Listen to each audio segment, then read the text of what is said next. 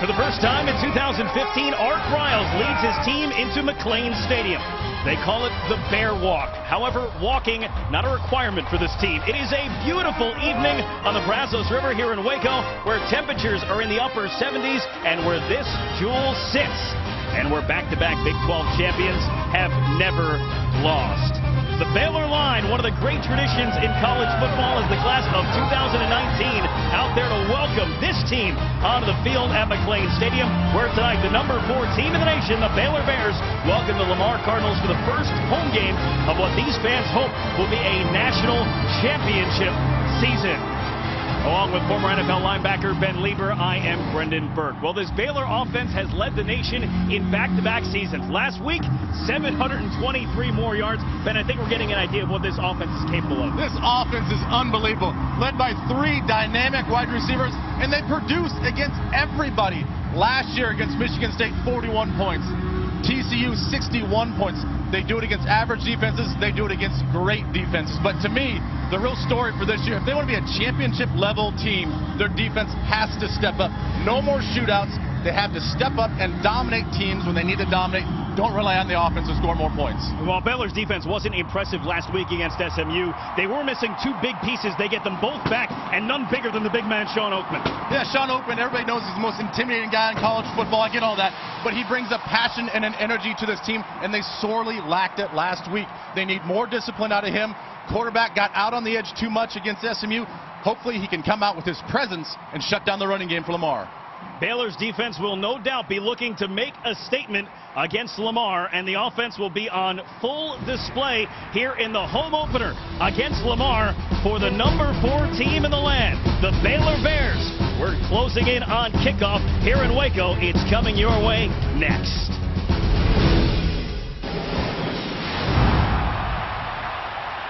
This is a $262 million facility that opened in 2014. They sold the place out in every game last year, and they won every game here last year. Brendan Burke, Ben Lieber will hear from Christian Steckel in just a few moments, and it may not be the first game of the season overall, but it is the first game here in Waco this year, and they are excited. The atmosphere is electric. As you take a look at Ryan Woodard, in his 6th season as the head coach of the Lamar Cardinals, he has been the head coach ever since they resurrected the program in 2010. On the opposite sideline, the 59-year-old Art Briles in his 8th season at Baylor, 55 wins so far in his first 7 seasons, heading into this year, the 2013 Big 12 Coach of the Year. Lamar won the toss and elected to receive, so they will start with the football as Spencer Evans will do the honors of kicking this one away and getting our game underway here in Waco. Rodney Randall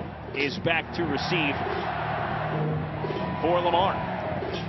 Just a couple of kick returns. Lamar had a big week last week in a 66-3 win over Bacone College, an NAIA school from Muskogee, Oklahoma. Baylor, well, they put up 56 points in a 56-21 win over SMU on the road last Friday night. This one is in Randall's direction, but he will watch it go out the back of the end zone, and Lamar will start on the 25-yard line. And Ben, we get right into it. Who are we watching when Lamar has the ball? Well, with Lamar, the coaches really think they have an NFL caliber receiver, and Reggie Begelton, I'm looking to him early and often. And Carson Earp, one of 2 quarterbacks you're going to see tonight. He's the running quarterback. Baylor's defense got hurt last week against SMU. Number 12, 5-yard penalty, first down. Baylor's defense got hurt last week against SMU with a running quarterback, so you're going to see a lot of Carson Earp. Runs that zone read perfectly. Andrew Billings on defense, one of the best and strongest defensive players in the Big 12. And Orion Stewart, suspended last week. They really missed his tenacity and what he brings. He's the quarterback of this defense. He'll make a lot of plays tonight as well. Well, there's a quarterback competition ongoing with Lamar. Joe Minden and Carson Earp are the 2 candidates. It is Carson Earp to start today as he hands the ball to Cade Harrington and gets just a couple on first down. Middle linebacker Grant Campbell on the tackle. Last week, Joe Minden made the start. This week, it is Carson Earp. They are expecting them both to play a quarter in the first half and then keep the hot hand in the rest of the way. But 5 for 6 for the couple of touchdowns and 91 yards. Not a bad way to start, or at least put your name into the hat to become the starting quarterback for Lamar. They put Harrington in motion, and he wasn't ready for the snap, and he is able to pick it up and scramble, took a hard hit and threw it out of bounds. That could have been a whole lot worse for Lamar, as Carson Erb just not ready for that ball to come his way from the center, Matthew Ubry. Well, clearly just some miscommunication with the center and the offensive line. I think the whole offense knew the ball was going to be snapped, but I don't think Erb was ready for it. You know, obviously a lot of jitters. For some of these players, this is the biggest stadium and the largest crowd they've ever played against, so clearly there's some nerves. So 3rd and 8 after the incomplete. And on the first 3rd down, you hear the Baylor line. Seated in the first 13 rows behind the visitors' bench, starting to make some noise. On the option. Dragged down by Andrew Billings. A loss of 1. And a punt coming for Lamar. Well, you're going to see Sean Oakman's presence being felt right away. He's right here, the right defensive end. He gets up the field on this read option, and look at him just blast the offensive tackle, taking away any sort of pitch opportunity that Erb was going to have. That's the thing that they missed last week, is that tenacity and that length that Sean Oakman has. Juan Curanco will put it in the direction of Corey Coleman, who will let it bounce. It comes right to him. And he spins away from the first would-be tackler. Was able to get a few yards on it as we go down to the sidelines and introduce you to Christian Steckel. Christian? Well, guys, tonight Baylor has suspended offensive coordinator Kendall Briles and wide receivers coach Tate Wallace because they were found to find NCAA regulations, and they had a suspension based upon getting into the spring game and not talking to kids when they should. Jeff Levy will be the tight end coach. Normally, he's calling the plays tonight up in the booth. Guys, back to you. Well, thank you, Christian. You see Jeff Levy, who is upstairs in his normal spot where he works during the games, normally as the passing game coordinator, running backs coach, but he has the extra responsibility of calling the plays tonight. Although Kendall Briles had only called the plays for 2 games, the first game last week and the last game last year in the Cotton Bowl against Michigan State. First pass is to a wide-open Jay Lee as Seth Russell completes for the first down.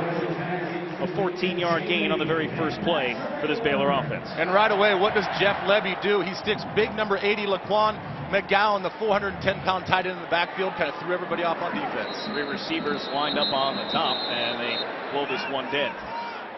Flag comes out. Full start. Offense. All 11 players were not set prior to the snap. 5-yard penalty. First down. Referee Dan Romeo, and that's the issue you get with a quick up-tempo offense. Well, you're going to see, I'm going to make this circle really, really big for him. McGowan, like I said, he's 6'7", 410 pounds. You see that big guy in the backfield. Everybody in the front seven's keyed in for some sort of run play, and they pass. Devin Chafin on the carry. And he's able to get back about a yard past the original line of scrimmage. Bring up 2nd and 9. Penalties were a problem last year for Baylor. They were a problem last week for Baylor. 13 penalties last week, 105 yards. 10 of them were the offense being the issue as the pass is complete to Jay Lee, who picked up 4. It'll bring up 3rd down. Lloyd Julian on the tackle. Jay Lee last week had 3 catches. They were all touchdowns. Here he's got the first 2 catches in the first handful of plays. He's yet to get on the board. Not sure what's taking him so long. On 3rd and 4, the pass floated out there. There is a flag on the play as Katie Cannon avoids a tackler and will get into the end zone. It'll be a 48-yard touchdown if it stands.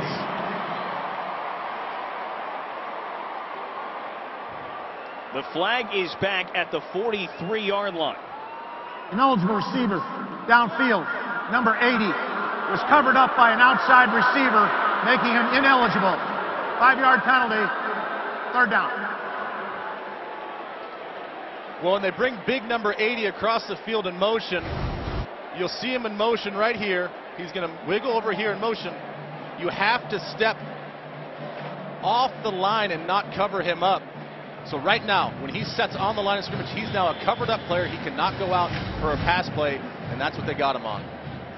Now, Laquan McGowan is not naturally a tight end. Until the last game of last season, he had never been used as a tight end.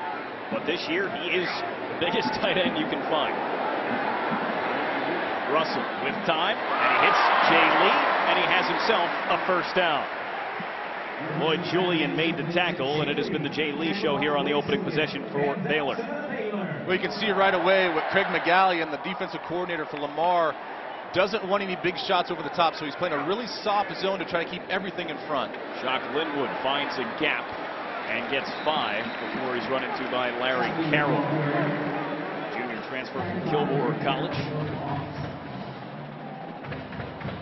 As we'll see, Baylor mix it up between the run and the pass. So Shock Linwood, Devin Chafin, even guys like Johnny Jefferson, Terrence Williams who made some carries here today. Pass complete over on the far side to Davion Hall. Couldn't reach. He'll be about a yard short on third down. You know, so you see it right there. Making first contact and actually getting the receiver on the ground. That's what makes it so tough against these guys. They break a lot of tackles because guys don't realize until they get on the field how big and strong these receivers are. Off the right side, he's got the first down. Tommy Barrett on the tackle, but a 7-yard gain.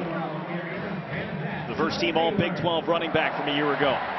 Over 1,200 yards, 16 touchdowns on 251 carries. Russell looking end zone. A little miscommunication there with Corey Coleman. Seth Ellis in coverage on Coleman. Well, you can already see, too, Lamar's defense not used to the tempo. Not a lot of guys lined up, just some miscommunication there. Coleman thought it was just going to be an inside post route. Russell thought it was going to be an outside flag or a deep 7 route. He just wasn't there. Gowan is in as a blocker as they throw a quick pass to Lee. Able to adjust, come back, and make the catch. What a grab by Lee as the pass thrown a little bit behind him. Well, I see on this drive right here, just seeing the sheer athleticism. That was a tough catch, back shoulder throw. Receiver has to turn his body with great concentration, and he does that. Another catch for Jay Lee on the 10th play of the drive, and he's down inside the 2. What's that you said? Baylor's running 10 plays on this one How drive? about that? This will be the 11th. Linwood met head on, trying to keep the legs moving. Touchdown!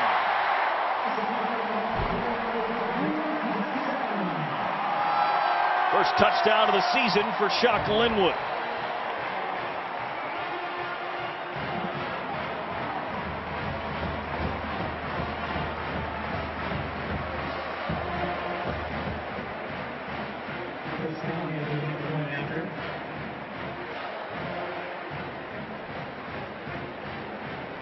Chris Callahan comes out to punch the extra point through. As Baylor takes 11 plays to methodically march down the field. An efficient Seth Russell was 6 for 7 on the drive. And Shock Linwood able to cap it off on his 3rd carry of the opening possession.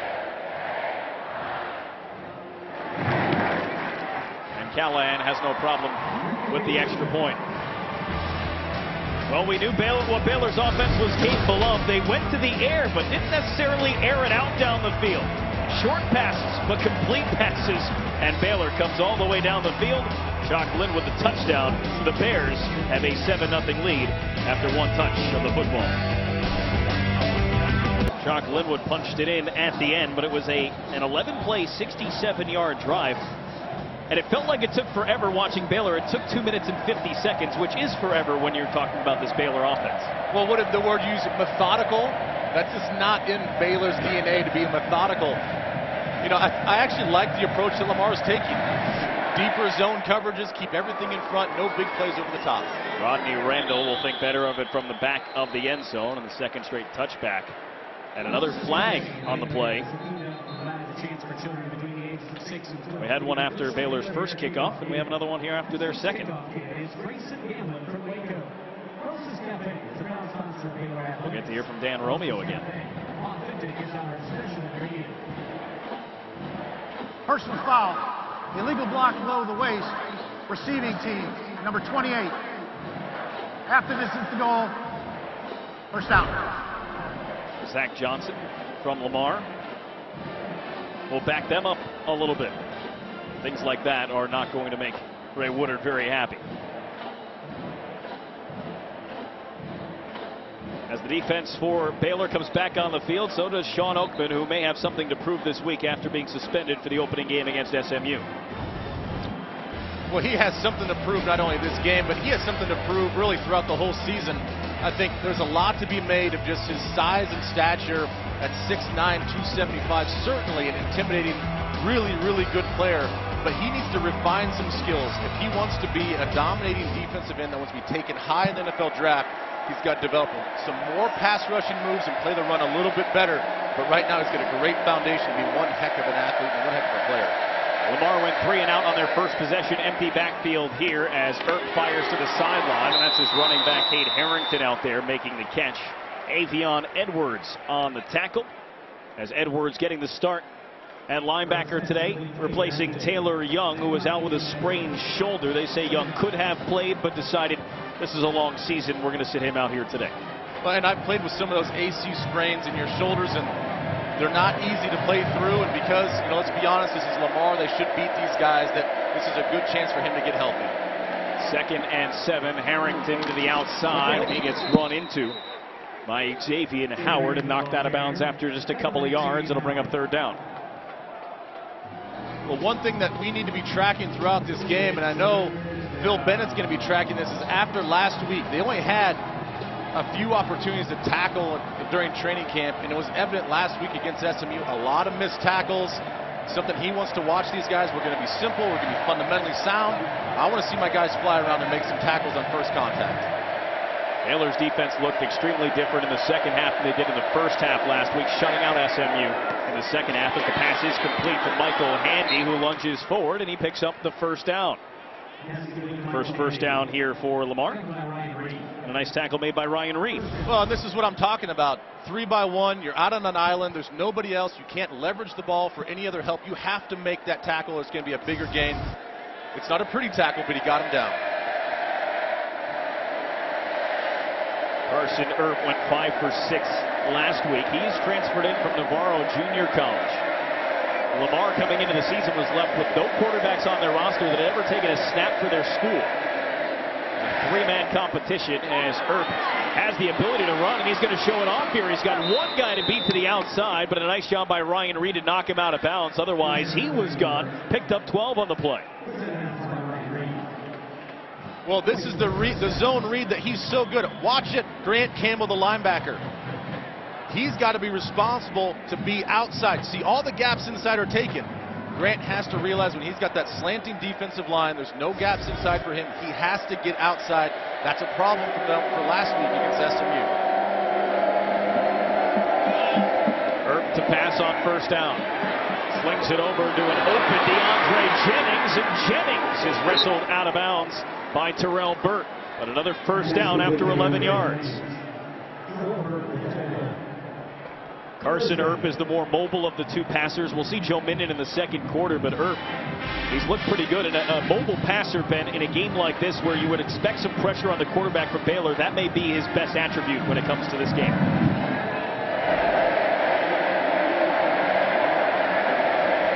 Cade Harrington with Earp in the backfield.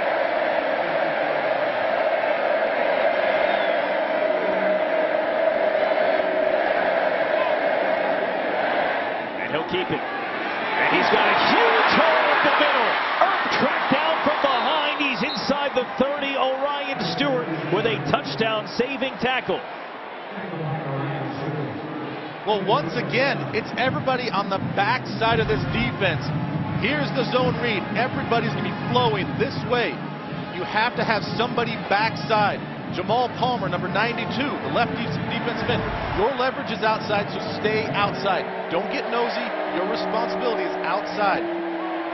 That was a 25-yard run by Carson Earp, who had 3 rushes for 36 yards all last week in their 66-3 win over Bacone College. This time he will hand it off to Emmett Raleigh, one of the many options in the Lamar backfield. 3-yard pickup, Jamal Palmer on the tackle. Well, this is exactly what happened last week again at SMU. Not just the running game, but what it allows this team to do is get some hope, get some belief that they can play with this Baylor Bear defense.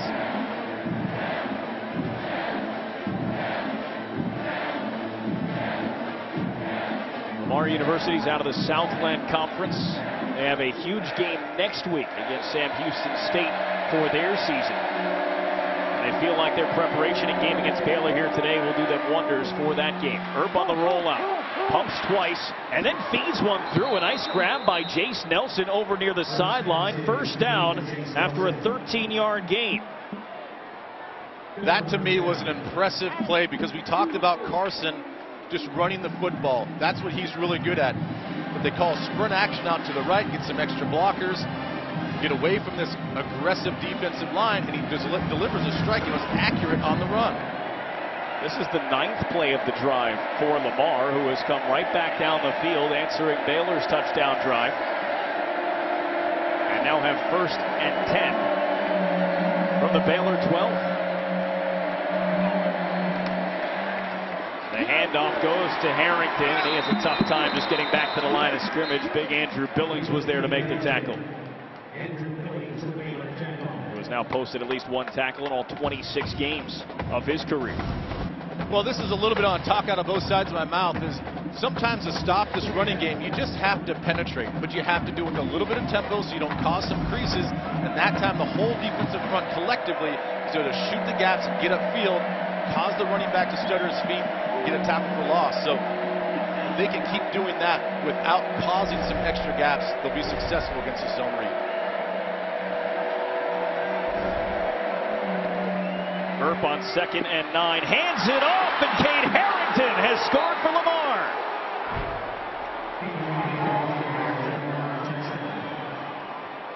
The junior running back slipped right through Javal Palmer, and Lamar an extra point away from tying the game. Well, once again, it's tackles. Look at everybody has a gap.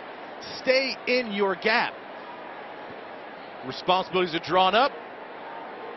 Play gets there. And Palmer just doesn't squeeze down as a defensive end. So one time he goes inside on the drive, quarterback goes outside. This time he stays too far upfield, just like I was talking about. You go too far upfield and not play with tempo, you can crease yourself. Alex Ball for the extra point. It is good. And Lamar looks pretty good marching down the field against Baylor's defense. Cade Harrington gets them into the end zone. And Lamar has come back and even the score with Baylor here in the first quarter. During SUV season with incredible savings only at your Texas Ford dealer. Ford is the best in Texas.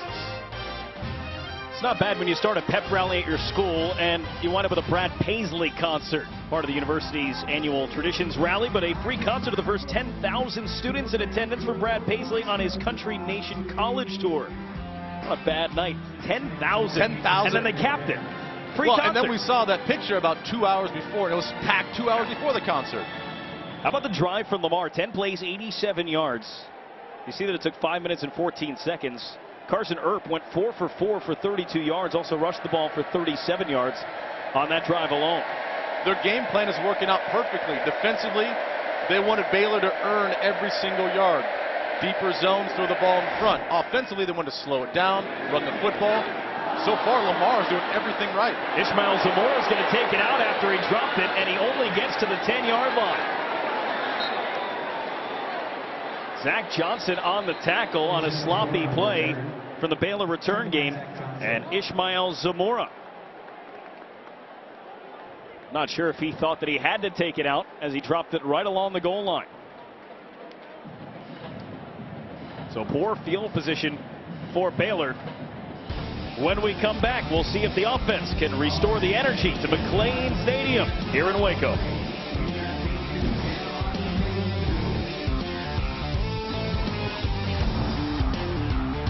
Go out there and get yourself on TV. Make a play that they're going to replay a couple of times. Get yourself on a highlight show. This is the biggest stage they're going to play on. Sean Jones has made the first such play. It's the biggest stage, and like I said earlier, they have nothing to lose. Nobody's expecting these guys to come into Waco and beat the Baylor Bears, and right now we're in the first quarter and we have a game. than 3 minutes remaining in the first quarter. Carson Earp, who has been outstanding, is the quarterback for the Lamar Cardinals.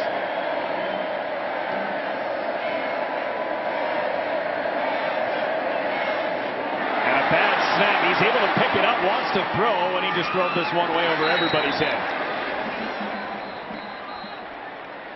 His left tackle, Cody Alen's, got knocked down and his helmet came off on the play. He'll have to leave the field. That's the second time so far today we've seen a tough quarterback center exchange between Matthew Ubry and Carson Earp.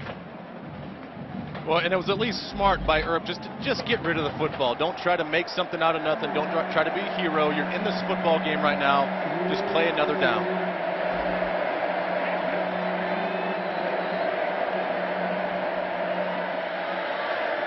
For the 2nd and 10 play. Clock operator, please reset clock to 2:43. I have an issue with the game clock. 6 seconds need to be put back on the game clock to 2:43. They quickly get that adjusted, as Art Briles cannot be all that happy right now with his offense nor his defense on back-to-back possessions. And we're not going to get this 2nd and 10 off either. Ball start. Offense, number 84, 5-yard penalty, 2nd down. Penalties on the tight end, DeAndre Jennings. And it'll make it 2nd and 15 instead. Cody Alen's their starting left tackle after losing his helmet, is back on the field now.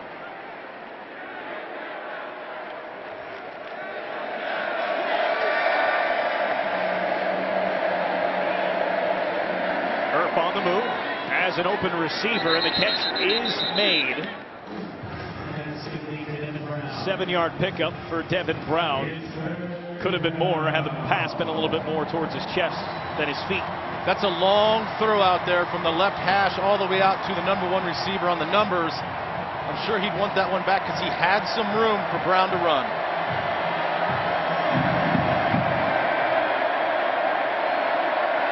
This is a big 3rd down stop here. If Baylor can step up after that big drive that they had on that last series, they need to have a big play right here on 3rd down. On 3rd and 8. Earp got hit, and it's incomplete. He took a shot and was trying to get the ball out to Reggie Bagleton, but Sean Oakman, Jamal Palmer made that very difficult for Earp. Well, that was about the most positive play this defense has had so far. Just a 4-man rush. You're asking your guys, just beat the guy in front of you. We don't need to bring an extra blitzer, an extra guy in the attack. Mano a mano, those guys all beat their guy in front of them and got to the quarterback. Lynx Hawthorne is back for Baylor at his own 20. He will get away from it. The ball will kick out of bounds. Let's go to Jenny Taft in Los Angeles for our first game break. Jenny?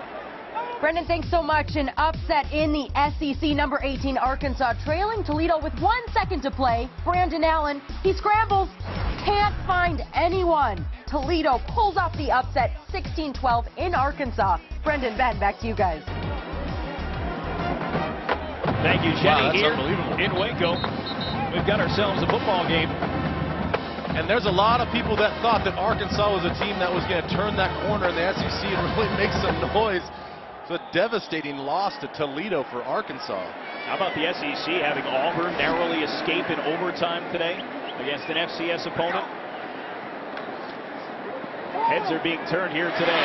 Pass is complete, and slipping away is Corey Coleman. Can't get completely free, but does have a big gain. Xavier Bethany on the stop, but a 20-yard pickup for Corey Coleman.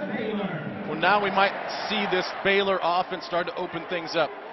Ran the football a little bit these last 2 series. Now they play action, trying to get Corey Coleman involved.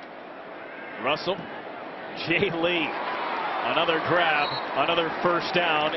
He's into Lamar territory, picking on Rodney Randall that time. 8th catch of the football game for Jay Lee. Well, that's what makes this Baylor offense so tough. Corey Coleman, Jay Lee, Katie Cannon.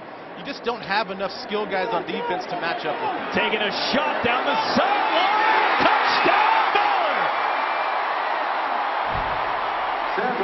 His nickname is Superman, and he looked the part. Corey Coleman on the touchdown.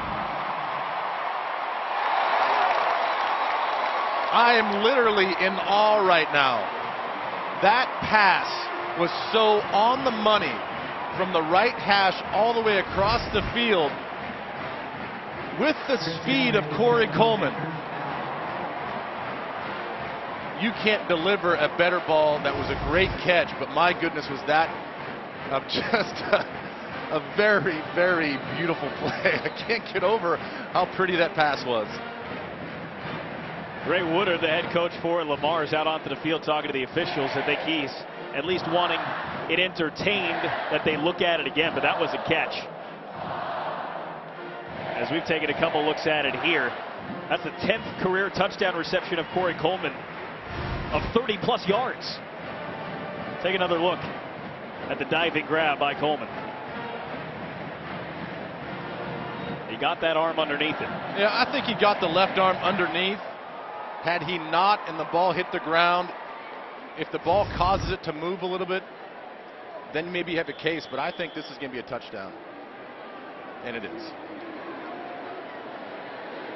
So Callahan out for Baylor. And a bad snap.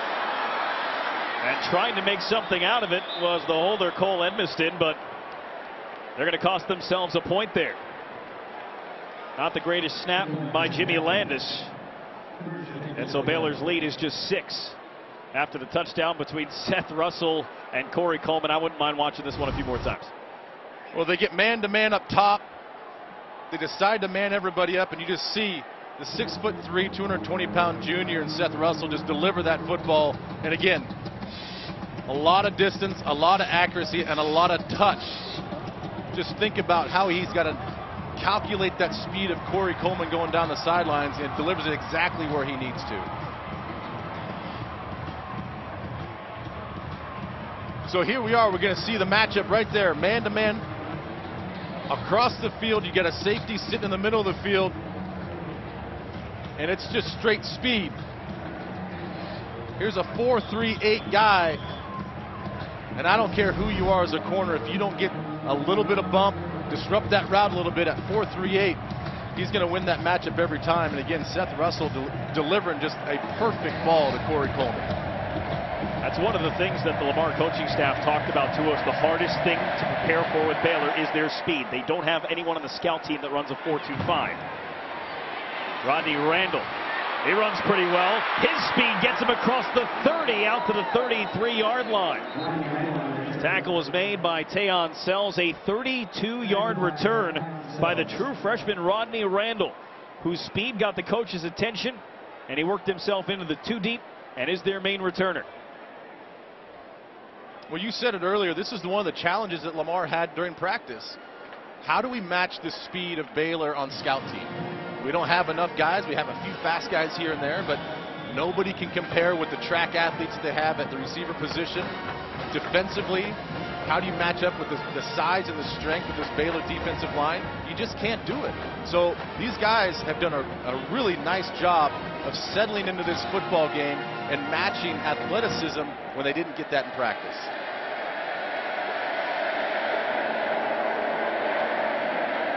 The handoff to Harrington, trying to knife through, but he got buried. Brian Nance right on him, dropped him for a loss of 1. Well, Carson Earp on one drive was able to lead his Lamar team down the field and punch it in and make it look relatively easy. But before that and after that, it has been a struggle for the Lamar Cardinals. 2nd and 11. He's got an open receiver. The catch is made by Michael Handy, but it didn't do him very much good. Ryan Reed with the tackle after just a 4-yard gain. 3rd and long coming up. And that's a good sign for Baylor. We talk about the open field tackling that they had last week, the problems with it. That's twice now that Ryan Reed has been singled out on an island. He's made 2 really nice tackles. What could be the last play of the first quarter coming up. If they even get it off. And I don't think they want to.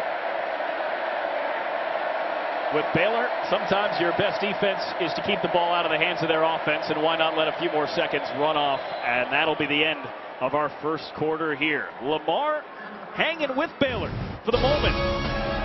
But Baylor has flexed its offensive muscles just slightly here today. First quarter, they put up 13, but the lead is just 6 over the visiting FCS Lamar Cardinals.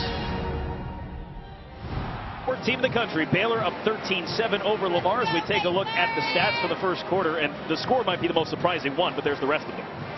Well, the one I was looking at is the tackles for loss down at the bottom of your screen down here. Lamar has 2 TFLs to Baylor's 1. We talked about at the beginning of the show, if Baylor wants to take the next step to be a championship caliber team, they have to step up on defense and cause big plays. And so far, against Lamar, only 1 tackle for loss in the first quarter, not good enough.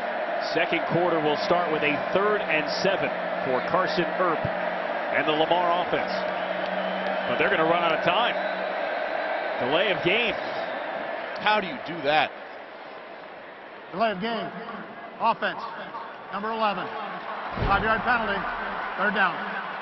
And the body language from Carson Earp said he had no idea where the play clock was at when it expired. Just a shrug of the shoulders.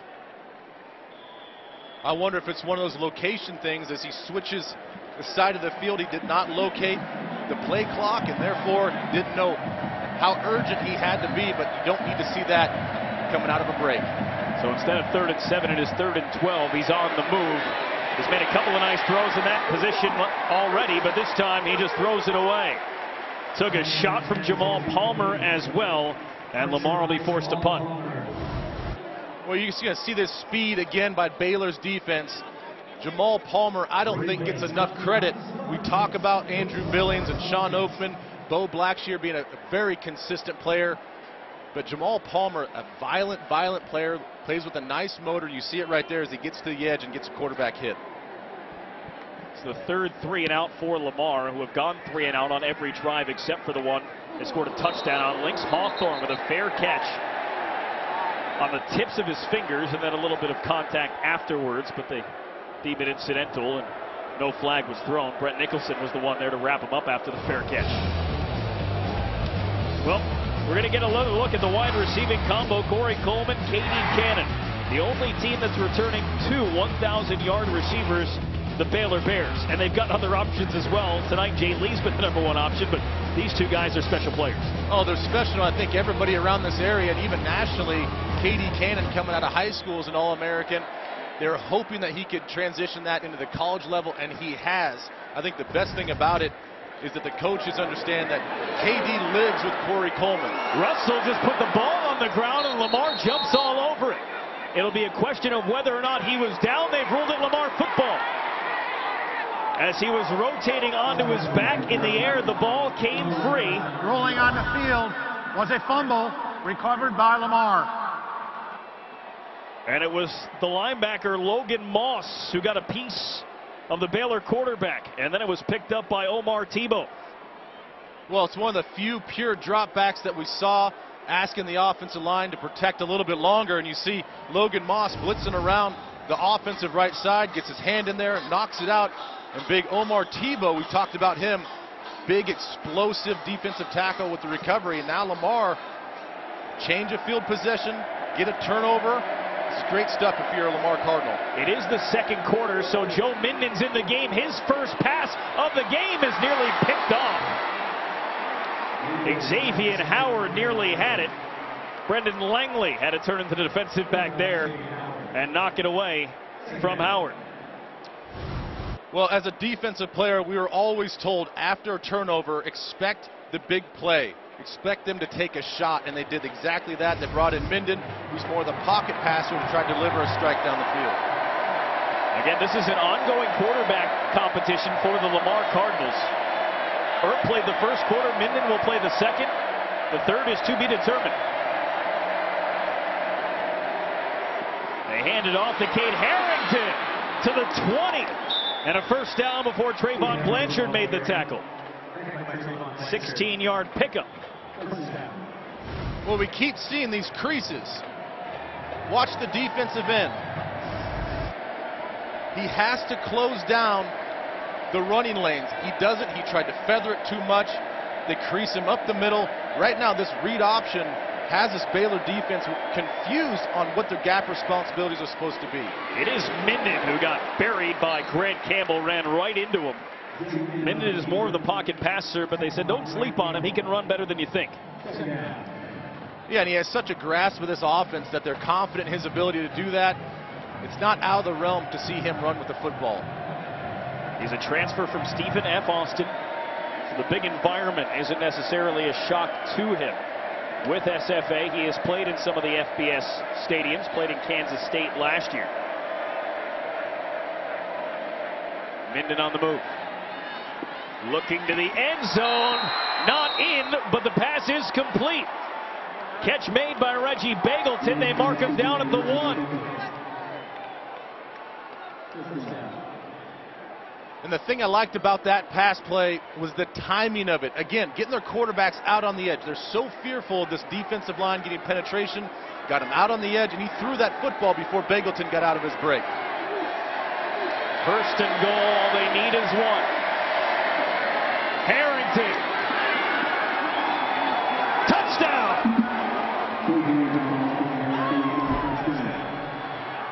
Almost 2 minutes in to the second quarter, and Lamar has tied it an extra point away from leading the number 4 Baylor Bears.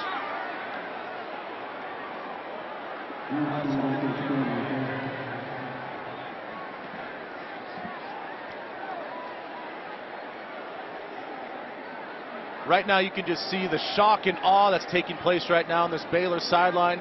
Everybody just kind of milling around. Defense is kind of milling around. They're confused on defense against the zone read. They come out with Joe Minden, the pocket passer.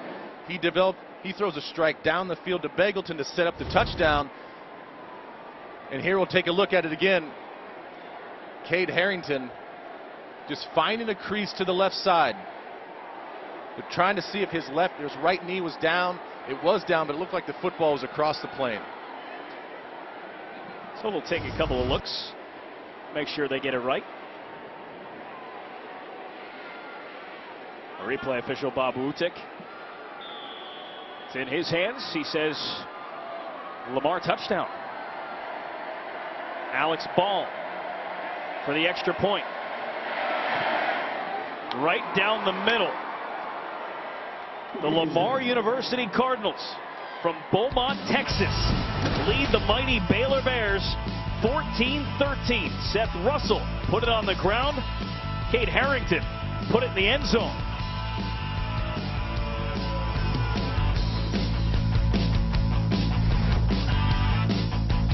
It's a football game. Guys are heated, emotionally back and forth.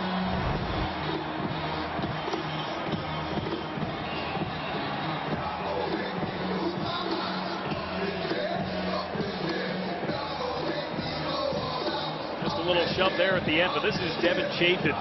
I think 6 foot, 225 pounds, just barreling his way through. I think if that's the infraction that they called him upon, I think, you know, at some point in time, you just have to let these guys play. This is a violent game where a lot of emotions are flowing through your body. That, to me, was not egregious in any way. Another flag on this kickoff for Baylor. Let's go back to that play. This is later. Kicking team. 5-yard penalty. First down. That's where they got him. Okay. All right, I agree with the referees on that one. And so Ronnie Jones does get the 15-yard penalty in his first unsportsmanlike conduct infraction. Let's go back to that touchdown. Well, you're going to see right here one of the best receivers in the game just go right down the field. And that's just an acrobatic catch, a little back shoulder, playing a soft zone. And that's just Seth Russell trusting the type of athlete that is out there.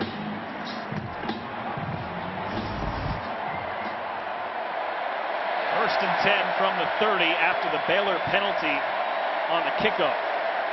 Following a 9-play drive that went 79 yards for Baylor, capped off on a 21-yard touchdown catch by Corey Coleman.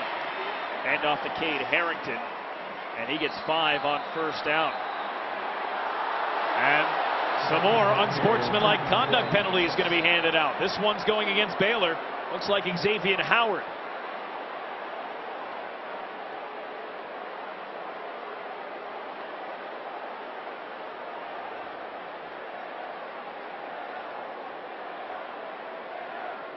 You know, I'm okay with some chippiness, just no dumb penalties. And it's all been well after the play is over. This one as well.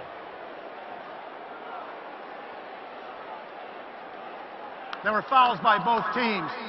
Unsportsmanlike conduct, number 84, offense. Unsportsmanlike conduct, number 4, defense. Those fouls will offset. That's number 84's first unsportsmanlike conduct foul, and that's number 4's first unsportsmanlike foul call. We need to get a running list of guys that have had their first warning. They get another one and they're ejected from this game. There's 3 of them on the Lamar side and now 1 on the Baylor side. Xavier Howard, their starting quarterback. Meanwhile, back on the football field, 2nd and 5 coming up for Lamar from their own 35. Joe Minden didn't start the game, came in at the start of the second quarter. Has only thrown 2 passes, 1 complete for 17 yards.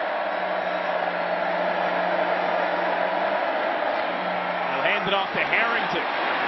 Slips forward for a couple. Avion Edwards makes the stop, 3rd and 3.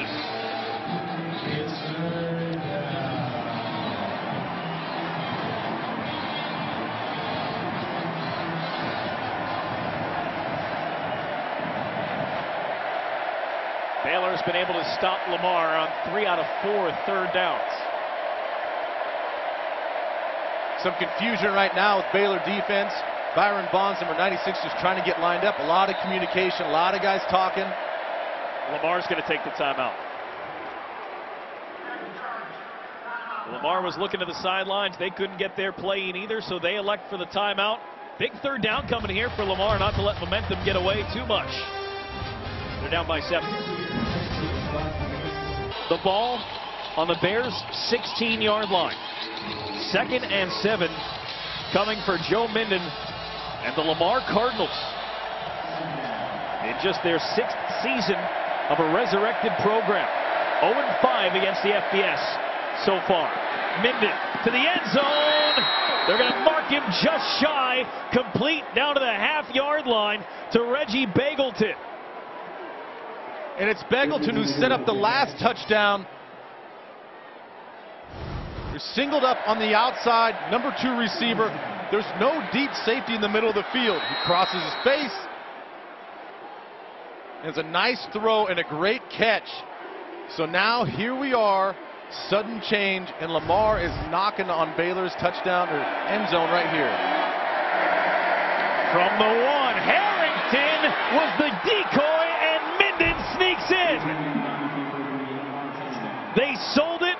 Baylor bites, and the Lamar Cardinals are down by 1 point with 4.5 minutes to go in the first half. You can see the disgust on Phil Bennett's face. This zone read has been killing them these last 2 weeks. Everybody crashes down, not expecting the pocket passer to pull it and run. Great design. I think they fooled a lot of people in the stands. Extra point is good, and we are tied. Number 4 Baylor. And FCS Lamar knotted at 21. It was a short drive because of the 2nd consecutive interception thrown by Seth Russell, who took over from Bryce Petty this year, one of the most accurate passers the Big 12's ever seen. There's the pick on the miscommunication with Corey Coleman, and an athletic grab by Seth Ellis, the senior from Coolidge, Arizona. And then look at the play fake. I mean, everything that they're doing right now is working. They watched the film last week of SMU's Matt Davis, the quarterback, very dynamic quarterback. Hurt these guys, hurt this defense with the ends crashing down on the zone read. And right now, Lamar's offense is 3 for 3 in the red zone. when you need a defense to be dominant, to step up, to be a championship-style team, Lamar has the Baylor Bears on the ropes, 21-21 as we wind down this second quarter. Now listen, not to oversell it, last week Baylor held SMU completely off the board in the second half. They beat them 56-21. But I think, Ben, no matter what the final score is of this game, people are going to have questions moving forward against Baylor and their defense. Well, and I think it's a fair question. It's a touchback.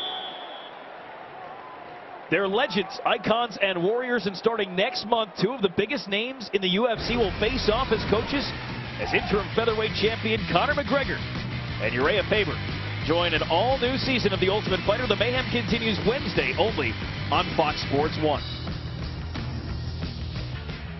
It is a fair question at this point for Baylor, who that was their knock last season. We expected it to be better. Is it? You know, right now, I don't think it is. You know, nobody would expect Lamar to be hanging in there with Baylor at all. And like we talked about, if they want to be a championship-style team, their defense has to step. It can't be these shootouts where you just expect the offense to put up one more point or two more points than the other team. The Baylor defense has to step up. This is an FCS school, and you need to do that. And they're not doing it tonight. He connects with Corey Coleman, who just cannot get away. Forward progress will give him 4 yards, even though he's tackled back close to the line of scrimmage by Lloyd Julian. Well, the frustrating thing I think it has to be for Phil Bennett, the defensive coordinator for Baylor, is that they're getting beat with such simplistic plays. It's a zone read. Every team runs a zone read, but they can't figure out a way to stop it. Here's a nice run by Johnny Jefferson, spun down at the 39-yard line. He got 10 and a first down. Rodney Randall saved the day with that tackle. And Jefferson's sort of the lightning to this backfield where you see Linwood, a bigger guy, Chafin, a bigger guy. He's the quicker, more agile running back. There's Corey Coleman again. They cannot catch him. 61 yards on the third touchdown catch for Corey Coleman.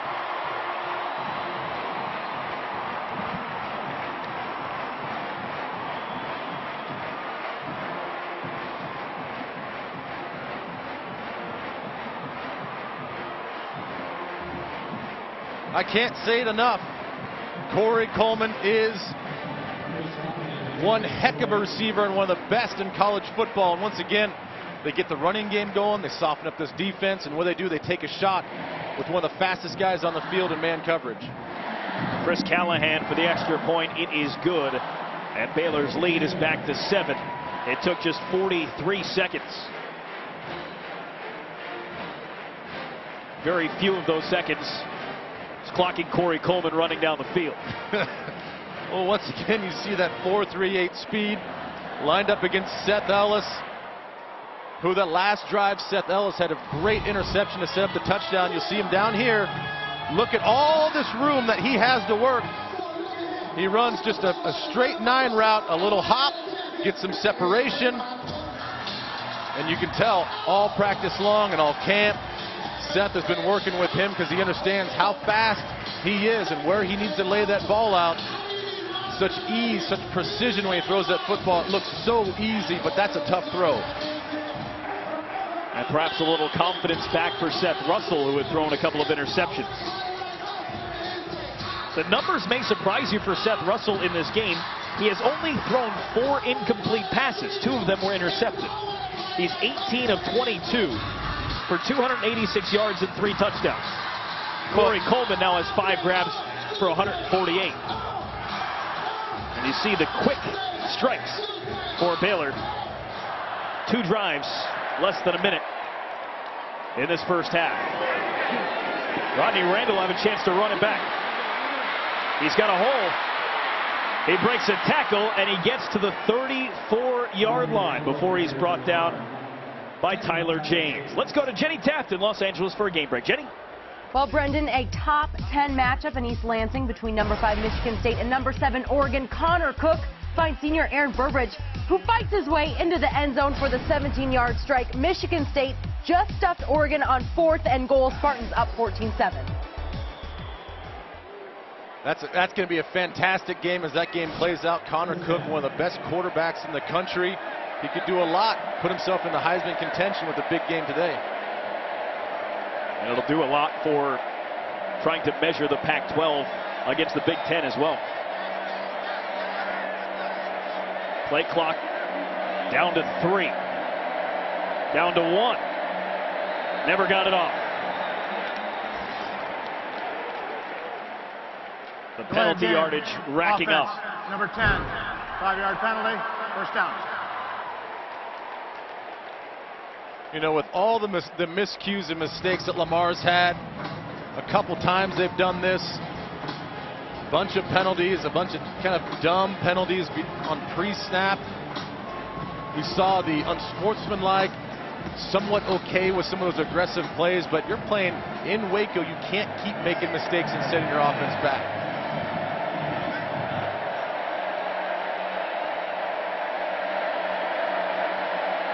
They get the snap off this time. Minden wants to keep it. This time, Baylor not fooled. The linebackers, Grant Campbell, Avion Edwards swallowed him up after a yard. Lamar is actually trying to beat Baylor for the second consecutive meeting. Now, I mentioned that this is only the 6th year of the program for Lamar, but it's the 6th year of their resurrected program. Lamar beat Baylor 18-17 in 1981 at Floyd Casey Stadium to open the season. Mike Marlowe, a 42-yard field goal as time expired. The win for Lamar. Handoff was to Cade Harrington. Jamal Palmer on the tackle. It'll be 3rd and 10. Approaching 3 minutes remaining here in the first half. Baylor and Lamar have gone back and forth in this football game. But Lamar has struggled on 3rd down. They are 1 for 6 today. 3 receivers all at the bottom. They roll that way. And it's underthrown, looking for Jace Nelson. And a flag coming in late. Right back near that offensive line for Lamar.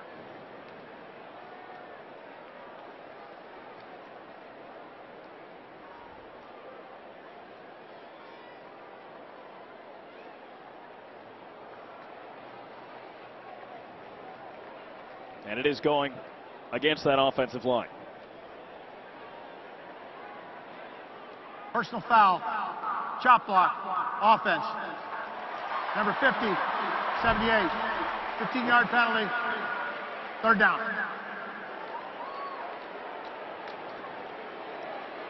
Penalty was actually against number 58, Brett Treadway, the right guard. We're going to see him right there on big number 75, Andrew Billings. You can't come across like that and block back below the waist. Anytime you see that, that's a clear call. That was an easy call to make. You understand what he was trying to do, but when you're blocking back like that, you got to block high. After the penalty, 3rd and 25. And this time it looked like Baylor may have jumped.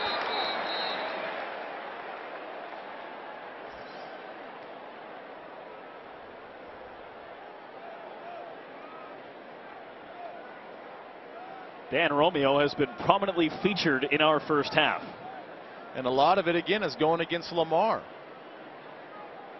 False start. Offense, number 8. 5-yard penalty, 3rd down. Okay, 3rd and 30.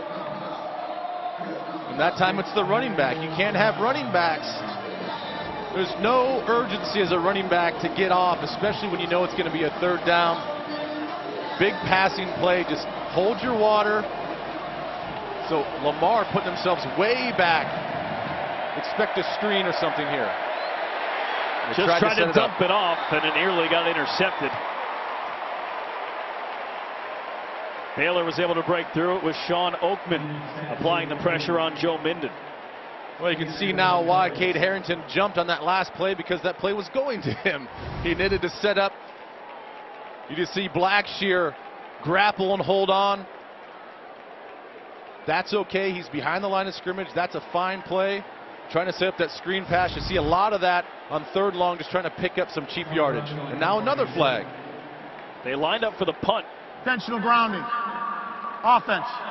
Number 10 was in the pocket, through the area where there's no receiver. Penalty enforced at the spot of foul. Loss of down. 4th down. I mean, I'm pretty sure Kate Harrington was in the vicinity. Yeah, he was just being swallowed up by a much bigger guy. And why did it take as long as to line up for the punt to throw that flag? Really had to think about it. I'm not really sure what happened there, what the miscommunication was, but regardless, they're still going to punt. Okay, so 4th and 40. From the back of the end zone, Juan Caranco will send it to Lynx Hawthorne, and he muffs it. Is able to get on top of it. But Baylor will start the drive from the Lamar 44-yard line. And just a wasted opportunity, an easy punt to catch. Not a lot of hang time. There wasn't a defender within about 10 or 15 yards, so a big missed opportunity right there for Lynx Hawthorne. Let's take a look at our Academy Sports Right Stuff key players so far for Baylor. Corey Coleman, 5 catches, 3 of them for touchdowns. Yeah, again, he's such a dynamic receiver. Back shoulder catches, great body awareness, doing a good job in the air, body control, good hands, and that speed we talked about, 4.38. Johnny Jefferson gets forward to the 40. Just a couple of yards, Tommy Barrett, junior, making the tackle. Baylor has a stable of running backs. It was Shock Linwood a lot early. Johnny Jefferson, impressive here, gets within a yard. It'll be 3rd and 1. Sean Jones on the tackle. We've seen Shock Linwood. We've seen Devin Chafin. Johnny Jefferson last week only had a couple of carries, but he went for 28 yards in that win over SMU. Russell will hand it off again, looking for just a yard, and I don't think he got there. They're going to mark him just shy. That'll bring up 4th and 1.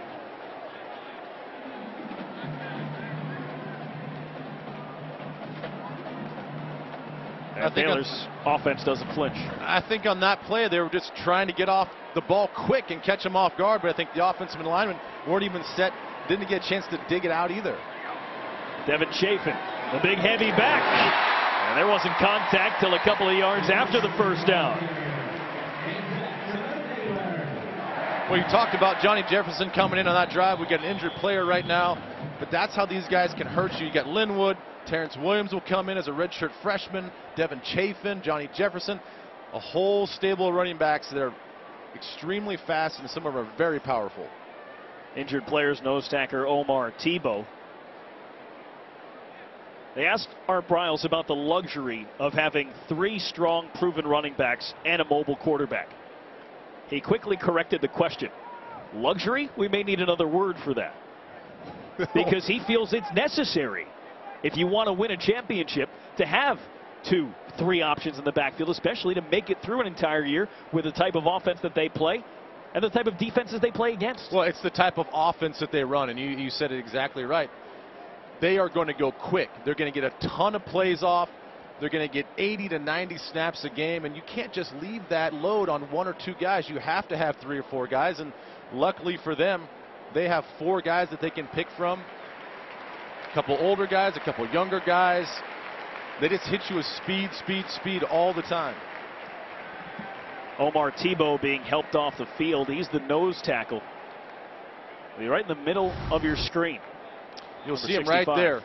The big nose tackle. 330-pound nose tackle. Looks like his own player comes in as he's posted up and just kind of clips the knee. Tebow's their only guy back on the defensive line. And a second-team All-Southland Conference last year. Coach Ray Woodard said he's 330 pounds. He's one of the strongest guys, but he's just vertically challenged. That's his problem as the rush goes ahead to the 25-yard line for Devin Chafin. Well, that's really the reason why he didn't get recruited to bigger programs, was just because of short stature. But they said his skill set, his strength, his explosiveness is right up there with a lot of Division I players. Chafin with a gaping hole, and he gets dropped down inside the 10. 46 seconds left in the half. After the 18-yard run by Chafin, Baylor has it at the 8. And the flags come flying in as Baylor tried to line up quickly and get that snap off. We have seen Baylor on a decent tempo, but it hasn't been that race car tempo from the normal Baylor offense tonight. False start. Offense, number 58. This foul qualifies for the 10-second subtraction. I'm going to determine each team's options. Very well stated. All right. So he's going to determine the options. We're going to talk about the fact that Baylor's offense has slowed down a little bit, and that's not the first time we've seen them try and go into that tempo and wind up taking a false start penalty. Yeah, they just seem out of sorts in a lot of areas. False start. Offense, number 58. 5-yard penalty. First down. The defense has elected to accept the 10-second subtraction. Clock operator, please reset the game clock to 31 seconds. However, Baylor has chosen to use one of their team timeouts to conserve that time. First charge timeout, Baylor. 30-second timeout. Hey, he ran through everything for us. A very healthy explanation. I think everybody understands now. Baylor had 3 timeouts. If they didn't elect to use one, they're going to have a 10-second runoff. They did use one, so now 2 timeouts left for Baylor and no 10-second runoff. So they have 41 seconds and 2 timeouts to punch one in here. Hey, coming up on the Fox College Football Halftime Show, Rob Stoll, Matt Leinart, Dave Wanstead talking top 25 highlights. And they'll talk and look at Auburn, Notre Dame, Ohio State. A lot of big games going on today. And, of course, some Big 12 highlights in discussion. We've got TCU and Kansas State, Ben. Kansas State goes down to UTSA and gets a 30-3 win, but it wasn't pretty, but they got the win. New quarterback, Joe Huebner, getting his first ever start. Ever quarterback in high school, anywhere. Not a bad stage down there at the Alamo Dome. Shock Linwood bounces off a tackler and scores.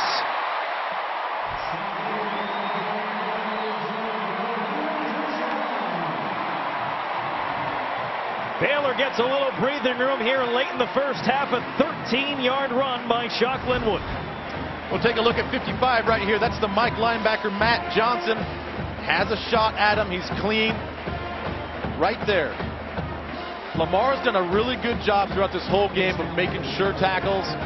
That time playing off a block. He needs to make that tackle. He doesn't.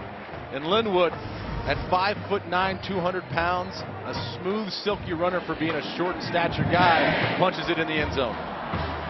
Second touchdown run tonight for Shock Linwood. And now we've got more flags being thrown after the extra point. And we could be seeing more 15-yard penalties and more unsportsmanlike conducts handed out. They had to pull the kicker and the punter out of the pile, as the punter, Juan Caranco, is actually the holder. Unsportsmanlike conduct, number 58, Baylor. Penalty being forced on the kickoff. That's number 58's first unsportsmanlike of the game. Spencer Drango, their left tackle, top prospect. That's 3 times now we've called Drango's name for not the right reasons. And that's pretty obvious and pretty well sold. And that's not Drango. That's Rami Hamad, the backup, the third-string center who's out there in field goal protection, is the one that threw that right hook there. So I don't believe that was Drango who got the flag. I think that was Rami Hamad. Yeah, so we'll give Drango the pass. We'll give him the pass. And we will also be handing out an Academy Award at halftime to William Wokwak, the defensive lineman. You got to sell it sometimes. You got to sell it. It's football. The other football. And we normally see that. 35 seconds to go in our first half. Baylor has their largest lead of the football game. It is 14 points. A squib kick will keep on bouncing. It is scooped up by Michael Handy. And he is bottled up at the 17-yard line. Just a 6-yard return for Handy. Hey, we've got no flags on the play. That might be the first in about the last 10 minutes. Baylor had a 7-0 lead. Lamar was able to come back and tie it, as you see the latest scoring drive by Baylor to give them the 14-point lead. But it was 13-7 Baylor, then 14-13 Lamar, 21-14 Baylor, 21-21, 28-21 Baylor, and now 35-21. It took them a while to get the separation. They finally have it. And here you go. They will take a knee out of the shotgun where they are more comfortable. It looks awkward, but it is just as effective. Well, sometimes when you have that quarterback going under center, you don't want a bad center quarterback exchange, especially just want to kneel the football. So right now, Lamar's got to figure out how to get some momentum back into their offense. Let's go down to the field and Christian Steckel. Christian? Coach, why is your team struggling so much defensively at the line of scrimmage against the zone read tonight? I mean, they're doing a good job executing. We turned the ball over 3 times second quarter, so we're fortunate enough to be up by 14. We got to come out, take care of the ball, try to score the opening drive second half, and separate a little bit. But Lamar's playing extremely well, and we got to play better. For a guy who values the football and Seth Russell, how do you explain his 3 first-half turnovers? Can't. That's we're growing, and we'll grow together. All right, Coach, thanks so much. Brendan, back to you. That's a pretty calm Art Briles. I don't think he'll be too calm when he gets into the locker room. Our score here at halftime, Baylor 35, Lamar 21. Coming up next, we'll head to L.A. for the Fox College Football Halftime Show. Rob Stone, Matt Leinart, Dave Wamstead showing some highlights for the top 25, talking Auburn, Notre Dame, Ohio State, and of course your Big 12 highlights, TCU, Kansas State, both putting up wins this afternoon. 5-21 lead over Lamar University. Well, Lamar's going to start off with Cade Harrington coming out with the touchdown to answer Baylor's. And then from there, it was 14 points off of turnovers. A fumble by Seth Russell set up this touchdown. And then an interception sets up another touchdown. So Lamar with 14 points off the turnovers. And Baylor, their offense has been all about Corey Coleman. Speedy, NFL ready, one of the best receivers in the league. A couple routes just get manned up on the outside. And beautiful passes and touch by Seth Russell, as we can see here. But that's really been the story of this game. It's the points off of turnovers for Lamar. And this Baylor offense just highlighting what Corey Coleman can do on the outside. Lamar's got to find an answer here in the second half to see if they can match up with the speed and slow down Corey Coleman. And for more of that, let's go down to CT on the sidelines with Lamar's head coach, Ray Woodard. Well, guys, I actually had a chance to talk with Coach Woodard coming out of the locker room, and he told me simply, look, you got to talk to me now because we put ourselves in a position where we could win this football game. And I said, Coach, why are you guys having so much success at the line of scrimmage against the zone read? He said, look, we're running the ball effectively because we're the tougher team right now. Our guys really want to win this football game, and the belief is coming. I said, if you get into the second half now and you get Carson Earp running the ball downhill and you guys are making plays, would you potentially decide to stick with him and run him the final 30 minutes of this game? He said, we're going to ride the hot hand. And have I told you? I think we have a chance to win this game. Guys? Well, at the beginning of the game, I'm not sure anyone would have believed him. At halftime, yeah, I'll buy it. Time now for our first half summary presented by Quicken Loans. And there you see the numbers a lot closer. 395 total yards for Baylor, 164 for Lamar. And there you see Ben making his point. 3 turnovers. Well, I think that's been the story here is Lamar's defense getting sacked, strip fumble, a couple interceptions off some miscues with Seth Russell and his receivers, but they've turned that into 14 points. They've rode out some of these emotional shifts back and forth, and they're hanging, beating up this offensive defensive line for Baylor and really showing these guys that, hey, we can play. And they're going to believe and they're going to play really, really hard this second half to try to win this football game. Listen, man, nobody was going to say it pregame. We talked to Art Briles yesterday. He wasn't going to say it. But the plan for today was to have Seth Russell sitting down with his helmet off at the start of the second half. That's what the plan was playing against Lamar. Jared Stidham is supposed to be starting this half. I don't think we're going to see him, at least not yet. I think you've got to see your starters still out there at the start of the third quarter which is something I don't think they wanted to do.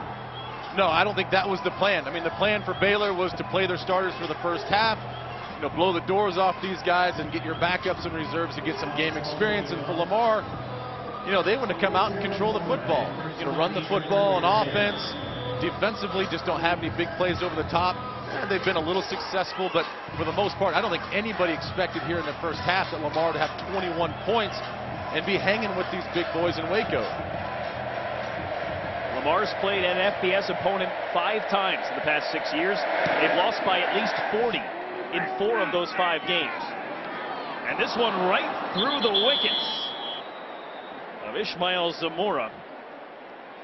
And a touchback for a lucky Baylor Bear in the end zone. Seth Russell during that first half, aside from the turnovers, some pretty good numbers. Aside from the turnovers. Last week he was extremely inefficient. Even surprised Art Briles after the game. He was like, I didn't realize he was 50% because he was so productive. This game, efficiency is up, but taking care of the football is down. And I think if you ask any coach in the league, they'd rather have you take care of the football and live with the inefficiency. So Baylor has to figure out the miscues on offense and get Seth to not turn the ball over. He hands it off on first down to Shock Linwood as he gets loose with a spin move. First down and more for Linwood. He jumps back and he's pushed out of bounds just shy of midfield. Nice run by Shock Linwood. He got 22. Well, it's the footwork and the vision. You'll see him in the open field. And then KD Cannon with the key block going down the field. You can see him right there. Continuing going down. Receivers have to do that if you're not going to get the football. Complete pass right at the sticks to KD Cannon. Give him 9. Lloyd Julian made the catch. And a nice break on that football by Cannon as it was let go by Russell. So 2nd and 1. As Baylor has a chance to go up by 21 if they can punch one in here. Again, they give it to Linwood, and he gets 10 yards and a first down. Going with more of a power football approach. They bring in Gus Penny, number 15, the tight end. Line him up as an H-back as the lead blocker, and he cleared the way right there on a big run. Russell has plenty of time. Pumps twice, and then resets himself. Looking towards the end zone. There's Cannon! Coleman! Touchdown! The 4th receiving touchdown for Corey Coleman. Baylor works quickly on their first possession of the second half. That's the hardest coverage for a defensive player, scramble coverage. First of all, give a lot of credit to the offensive line of Baylor. Holding there for 7, 8, 9 seconds, allowing Seth Russell to find the open Corey Coleman. But as a defense, when you see the play break down, and these receivers just, it's like spaghetti on a plate. They just run all around the field. It's backyard football. And what does Corey Coleman do? He trusts his speed. I'm going to turn this thing up. And that's the 2nd time now that Seth Ellis, the cornerback, has been burned by Corey Coleman. So Baylor gets the ball to start the second half. They march right down the field. And they put up 7 points. And all of a sudden, they've doubled up Lamar, 42-21. Art Briles said before going to the break at halftime that they needed to come out and score and then start the 3rd quarter, and that's exactly what they've done. Well, you'll see here down at the bottom of the screen, once again, it's Corey Coleman. We've talked about him all game. Look at the line protection. A quick little play action pass, but there's no pressure on Seth Russell. And then all of a sudden, things break down. Scramble coverage. It looked to be a slip on the outside that caused the separation with Ellis.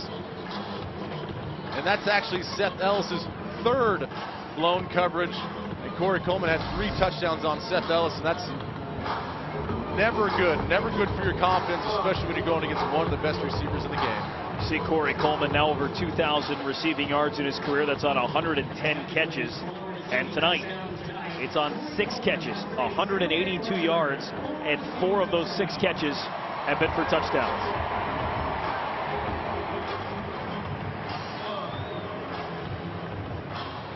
And that is a new Baylor record with 4 receiving touchdowns in the same game. We've played 56 seconds of the second half. We talked about it in the open, like how good these receivers are. And we haven't even really gotten Jay Lee. He was involved early in the first and second series, but he's a dangerous receiver. And KD Cannon we've talked about a little bit as well. But you don't need those two other guys when you've got Corey Coleman. They're legends, icons, and warriors. And starting next month, two of the biggest names in the UFC will face off as coaches. As interim featherweight champion Conor McGregor and Uriah Faber join an all-new season of The Ultimate Fighter.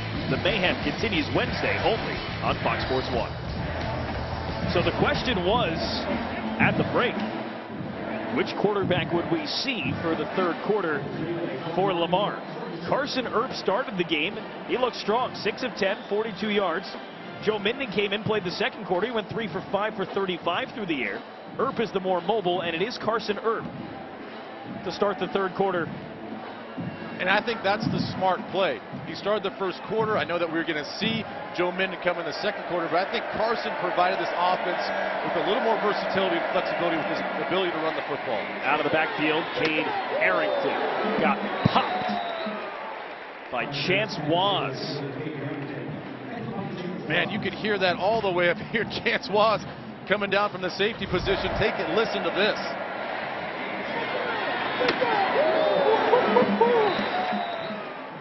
Everybody with the collective reaction. They heard that and felt that hit by Chance Waz. Well, Cade Harrington still lined up there next there to the left of Carson Earp. And they give it right back to him, but he ran right into his own man and then is gang tackled by Baylor. The whole defensive line, Oakman, Billings, Blackshear, they're all in there. I wouldn't be surprised, maybe not on this drive because it's third down, to come right back to that and attack Sean Oakman. Oakman crashed down, and I think Carson, as he pulled the football, realized, man, I should have kept that thing because it would have been wide open for a big game. 3rd and 7 for Lamar.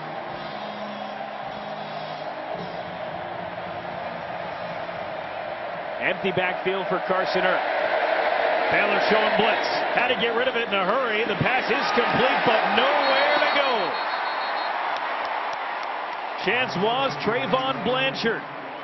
And a 2-yard loss on the complete pass to Reggie Bagleton. And that's how it goes for this Baylor defense. They've given up 21 points in the first half. It's either feast or famine with these guys.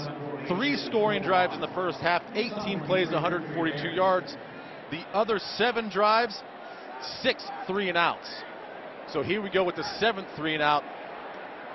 It's the lack of consistency that you see. You love the 3-and-outs, but you can't have those long extended drives if you want to be a dominant defense. Another decent punt for Juan Caranco. 38 yards. Back to the Baylor side of the field. Back to Corey Coleman. Seth Russell. The Bears up by 21. Ground points come in the air. Can you dig it? At Baylor, they can throw it. Defenses seem to be MIA as the Bears go to the AIR. Broken scoreboards and busted records. You want scoring? Start counting. More than 50 on the board 12 times in the last 2 years. They spread the field, they push the pace, protect the pocket, and chuck the rock. Baylor, downright offensive.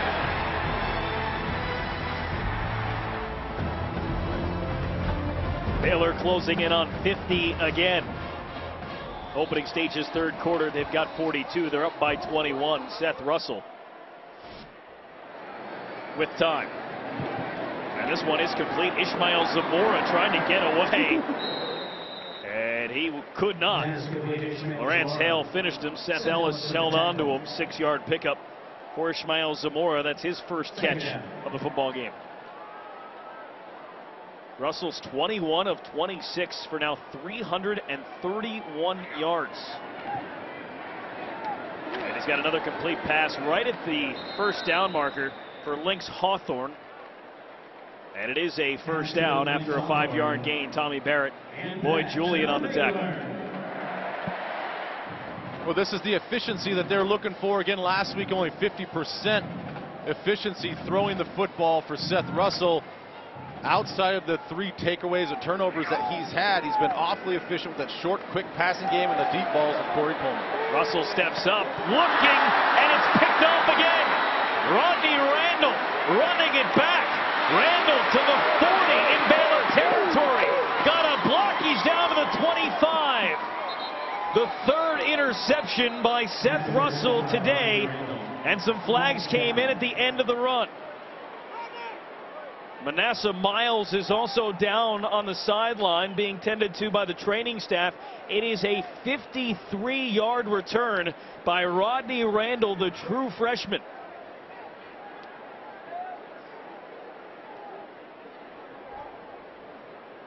Another Baylor turnover.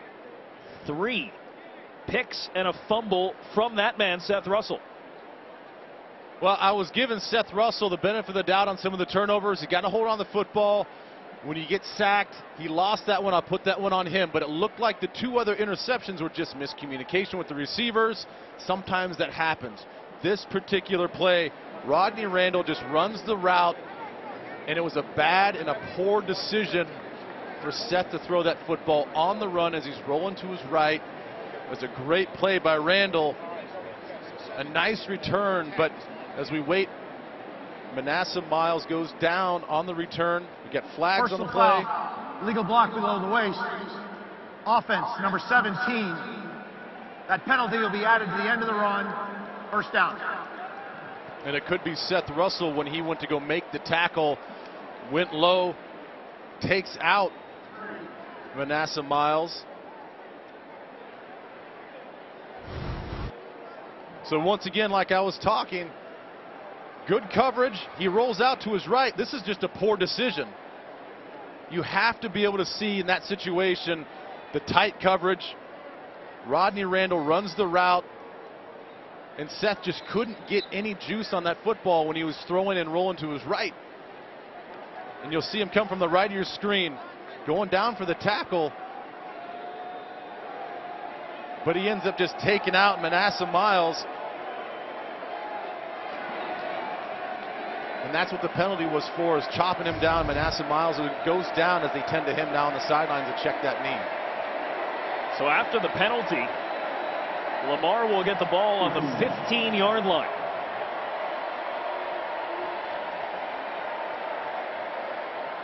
Maybe.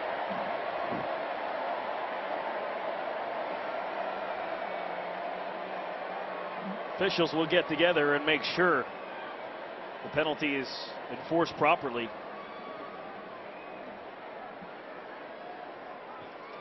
Manasseh Miles, the one receiving the treatment on that right leg. He's their starting left end.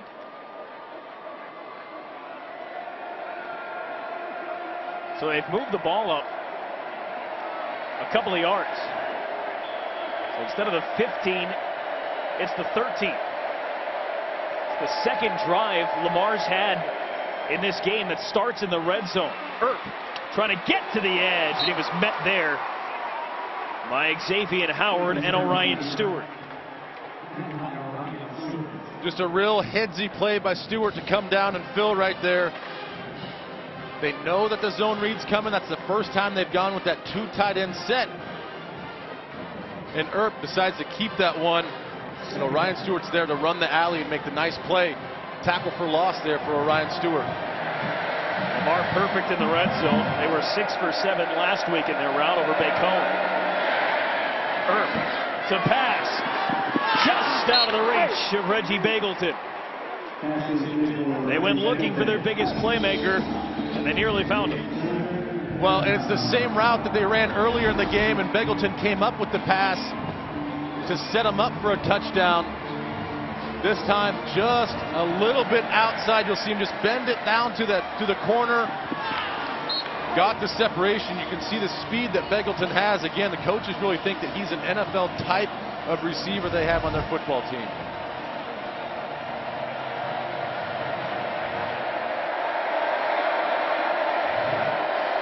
On 3rd and 12. Earp almost got the second receiver, Devin Brown. I'm not sure that's where he was trying to get it. Bagleton may have been the intended target, but it got through to Devin Brown. Well, they went right back to the well. They had success with it last play. Bagleton on this exact same route. This time they had Brown running behind him just off the fingertips, and if Brown was paying a little bit more attention, he could have made the tough catch for a touchdown. They'll have to settle for a field goal try. It'll be a 31-yard attempt for Alex Ball. And he puts it through. He's a perfect 9 for 9 in his career on field goals. So Lamar off the interception and the long return has to settle for just 3 points, even though they started their drive on the 13-yard line. Seth Russell's third pick of the game. This one from Rodney Randall, who ran it all the way back. But they come up just short, have to settle for a field goal. Number 4, Baylor. Let's go to Los Angeles and Jenny Tapp for a game break. Well, Brendan, Kent State beat Delaware State today, 45-13, but that's not why we're showing you this. Number 91, April Goss, the fifth-year senior, kicks an extra point, becoming only the second woman to ever score a point in an FBS college football game. A little bit of history for Kent State. Awesome to see as her teammates carry her off the field. What a moment that's got to be for her, getting carried off on the shoulders. Who doesn't love a moment like that? I wouldn't know. You Come might on. know. No one has ever carried me off of anything. Maybe we can get McGowan to do that for you tonight. Get him up to the booth here. Earp has a man out there, but he overshot him. Pressure came from Brian Nance. Earp picks himself back up, trying to go to Reggie Bagleton out there. That's one of the few times on a passing play that Baylor's been able to get to the quarterback and disrupt the throw. You're going to see Nance come over here right there. A nice little inside move, so the backup defensive end in for Sean Oakman, making his presence felt.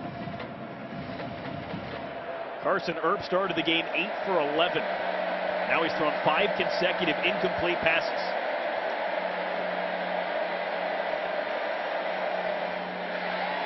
They hand it to Carl Harris, typically a wide receiver. He lined up in the backfield and gets 5. Down to the field with CT Steckel. Christian? Guys, Katie Cannon came over to the bench. They worked on the inside of his left knee and determined there really was nothing wrong. Asked him to get up and walk it off. He came over to the bench, slammed his helmet. Seth Russell came over and sat down right next to him. Quarterbacks and receivers trying to get on the same page, fellas.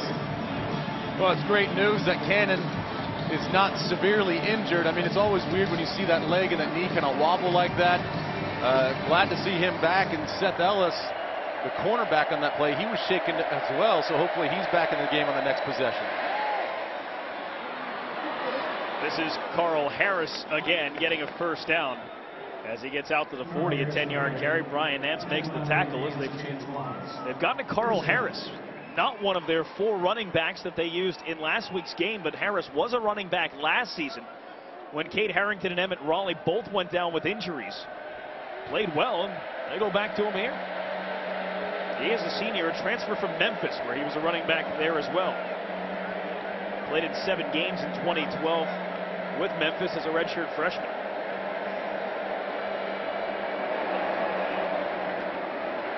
Again, it is Harris.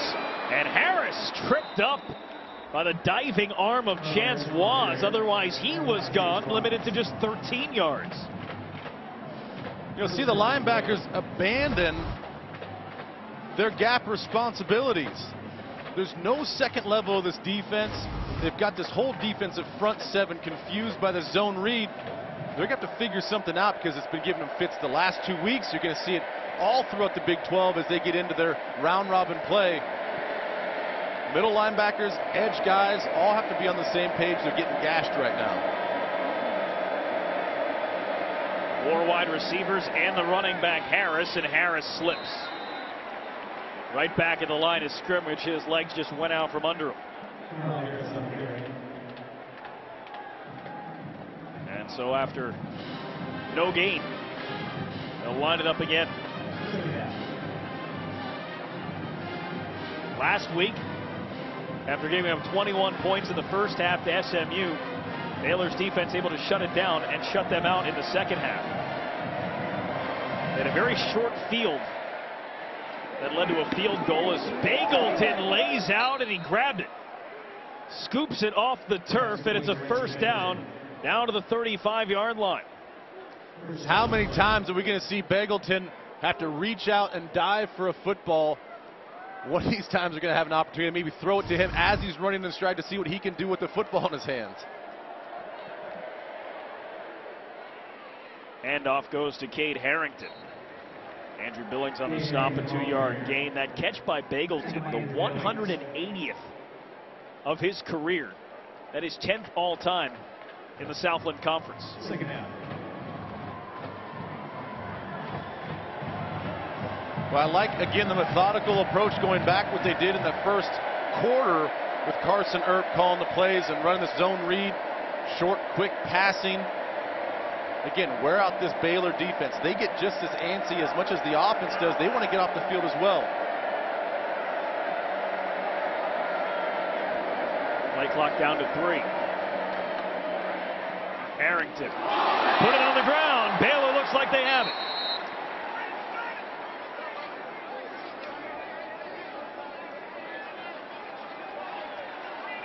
They have not made a signal. Now they do. Baylor football. That is the first turnover forced tonight by Baylor.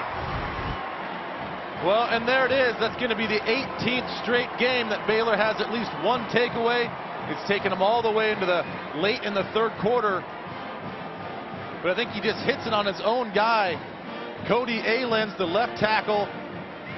Cade just tried to make a little spin move, tried to sidestep. And the football and the elbow just hit the hip of Cody Ahlens. So right now, Baylor finally with their first takeaway late here in the third quarter. Avion Edwards, the linebacker starting for the injured Taylor Young, got the recovery. And there's a nice job right up the middle. Shock Linwood.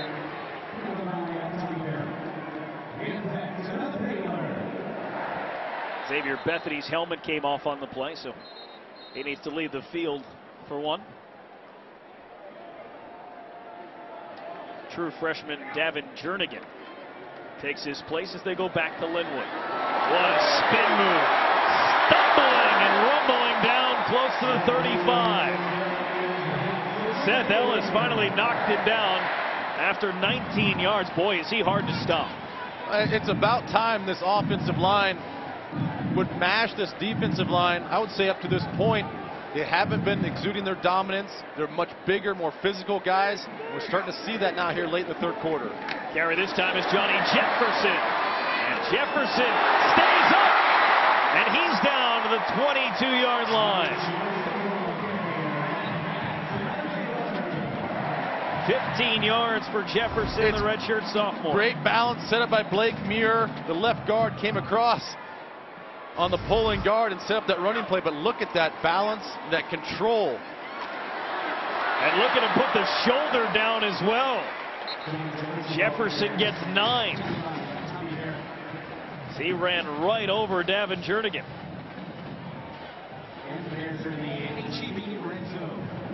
Tommy Bear was able to make that stop. Jefferson 5'10", 210. Shoemaker, Texas. And he got hit down at the 7-yard line. He gets 6. And again, it's this offensive line. They brought in a whole rotation of new defensive line guys, trying to keep them fresh, but they weren't quite ready. And this offensive line pushed everybody to about 5 or 6 yards before there was even first contact. After riding Jefferson, they bring Linwood back in. And he changes directions. A stiff arm, and he gets away. Touchdown, Baylor. Boy, we saw it all on that one drive. Shock Linwood with the speed, the power, a silky type of runner with great balance.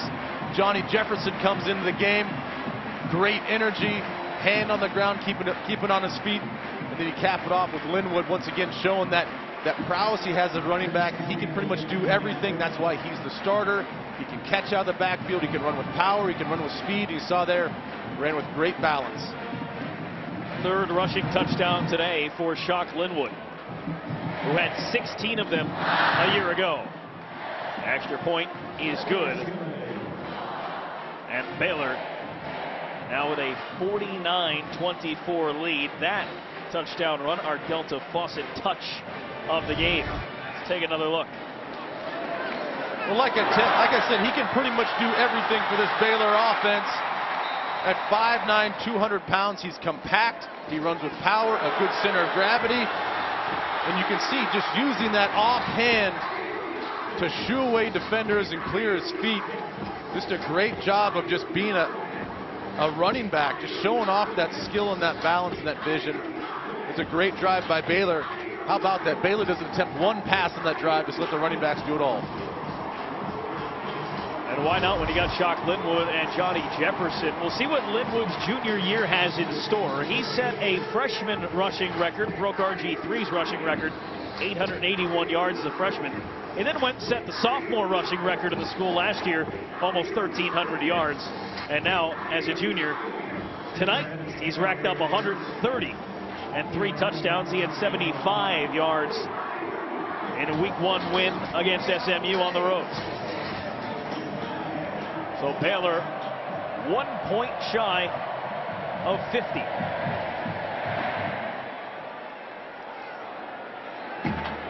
As this is Rodney Randall, who won't have the opportunity to run it back like he did on his interception return that went for 50+ yards. Let's take a look at our Academy Sports Right Stuff key players so far for Lamar, and it's the running back, Cade Harrington. They've been riding him tonight. Yeah, they've been riding him. They've been doing a good job of knowing when to pull the football, when to give it on this read option, this zone read that we keep talking about with Carson Earp. Cade's done a good job of running hard. 2 years ago, he was the conference freshman of the year. You can see why they rely on him so much, because he can be a dominant player, especially down in the red zone and up against the goal line. But instead of Harrington on this play, it is Carl Harris again in the backfield.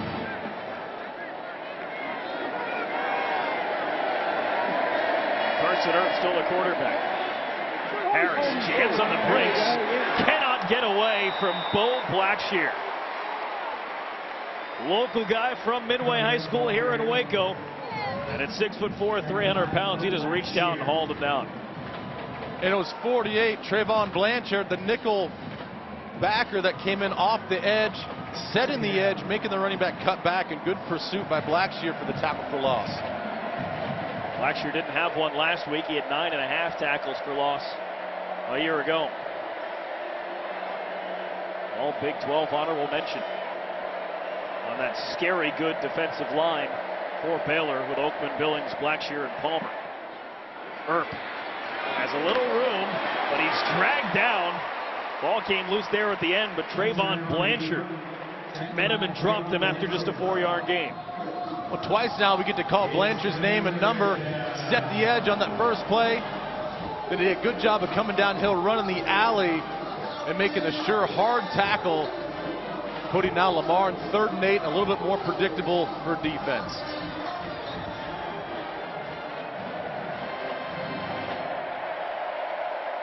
At one point, this game was 21-21.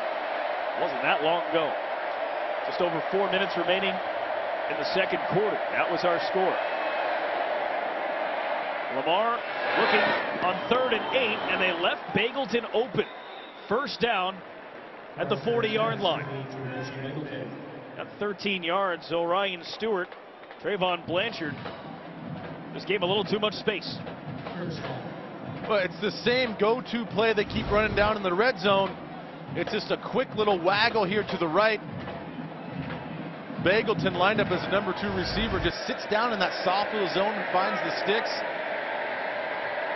If I'm Baylor, when I get in those situations now, got to cover up Bagleton, even if you just man-to-man, go man up on 3rd down, take him out of the equation. Emmett Raleigh, he's just getting hauled down. Andrew Billings, the first one there, and then the help came. Another 2-yard loss on the play for Lamar. You know, Billings has been flashing here of late, had a tackle for loss in the second quarter. Now he shoots the gap again. Made his presence felt last week against SMU, but we were talking to the coaches about him. They said if he needs to drop a little bit of weight to regain some of that quickness. That was the final play of the third quarter. Baylor has distanced themselves, outscoring Lamar 14-3. In the third quarter of play, their lead is 49-24. Russell has had his struggles. He's thrown interceptions, 3 of them, but he's also thrown 4 touchdowns, and Shock Linwood putting up points as well. quarter here at MCLEAN Stadium in Waco, Texas. Number 4 Baylor up 49-24 over the FCS Lamar Cardinals. Brennan Burke, Ben Lieber, Christian Steckel with you here. Carson Earp will start the fourth quarter as the quarterback for Lamar. We'll see if he continues after this series. So you pick it up in the middle of one. It's 2nd and 12 from their own 38. And Andrew Billings just swallowed Emmett Raleigh. Wow. This whole second half, this Baylor defensive line has finally been getting the penetration. You see this cross in the face, such a big, explosive man. Then playing with good leverage and just hammering Emmett Raleigh. So it's about time this Baylor defense has shown up. It's just taken a whole second half to get it going. Lamar struggled on third downs tonight, 3 for 11, but they have converted their last 2 third down attempts.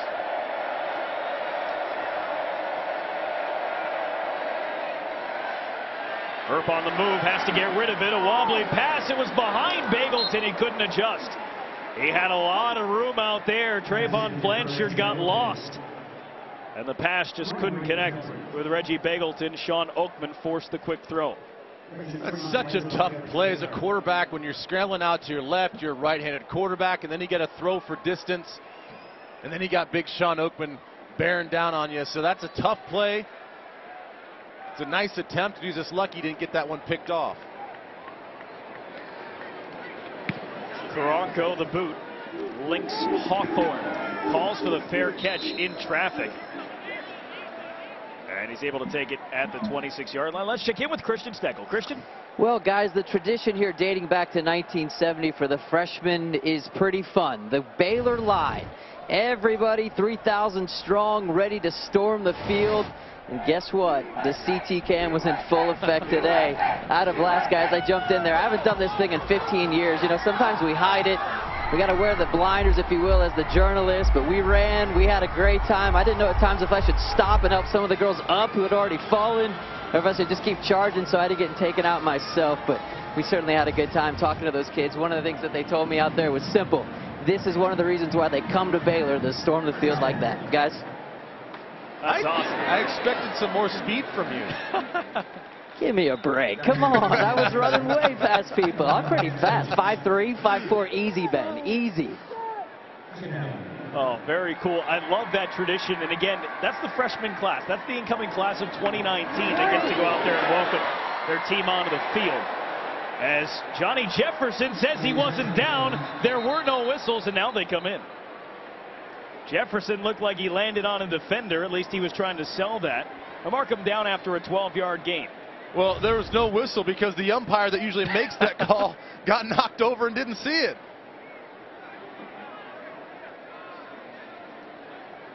Yeah, and the arm's down. Yeah, and he's down.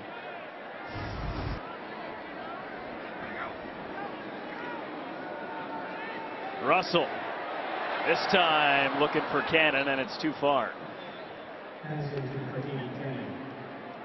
And I don't know if it was just me or not. We saw Cannon on the last possession a little gimpy, took a knee or a thigh, comes back in the game, but on that particular pass, it looks like he pulled up a little bit and was kind of limping off the field. So I don't think KD Cannon, with all that speed, is 100%.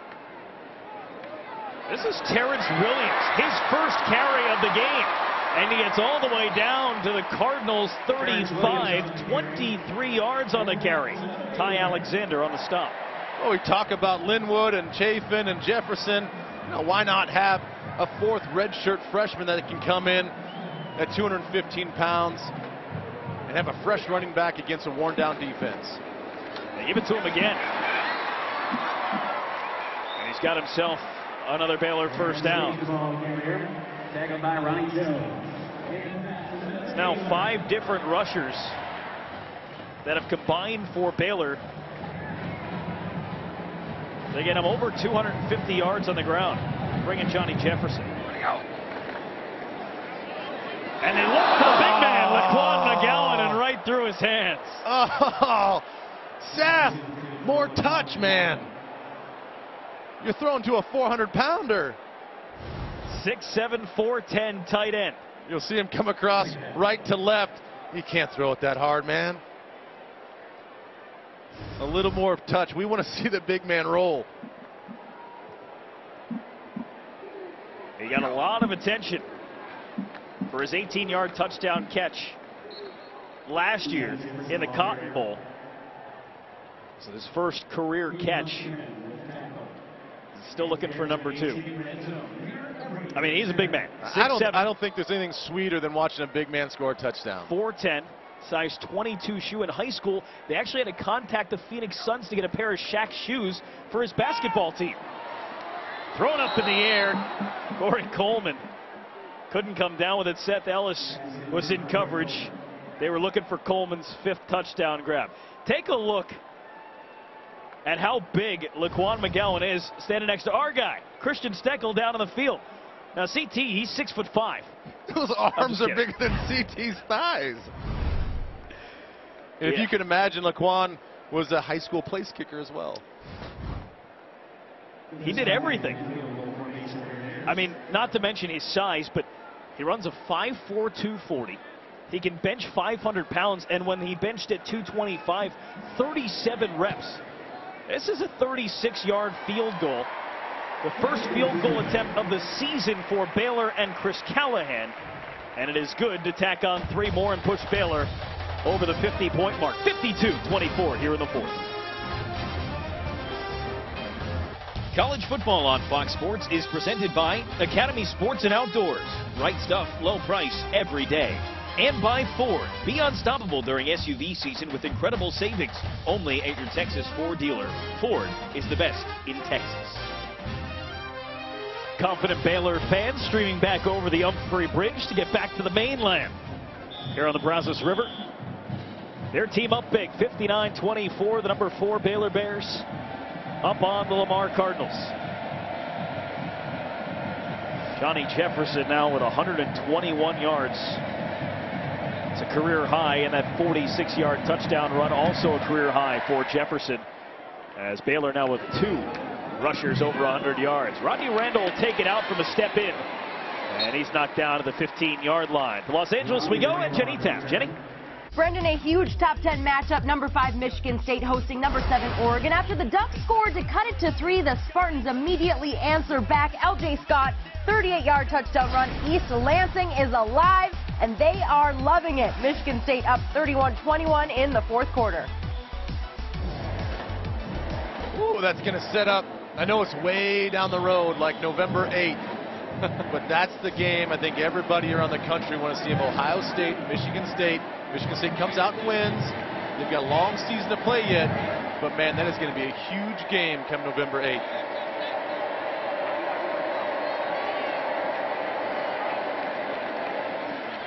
On first down, they hand it off to Emmett Raleigh.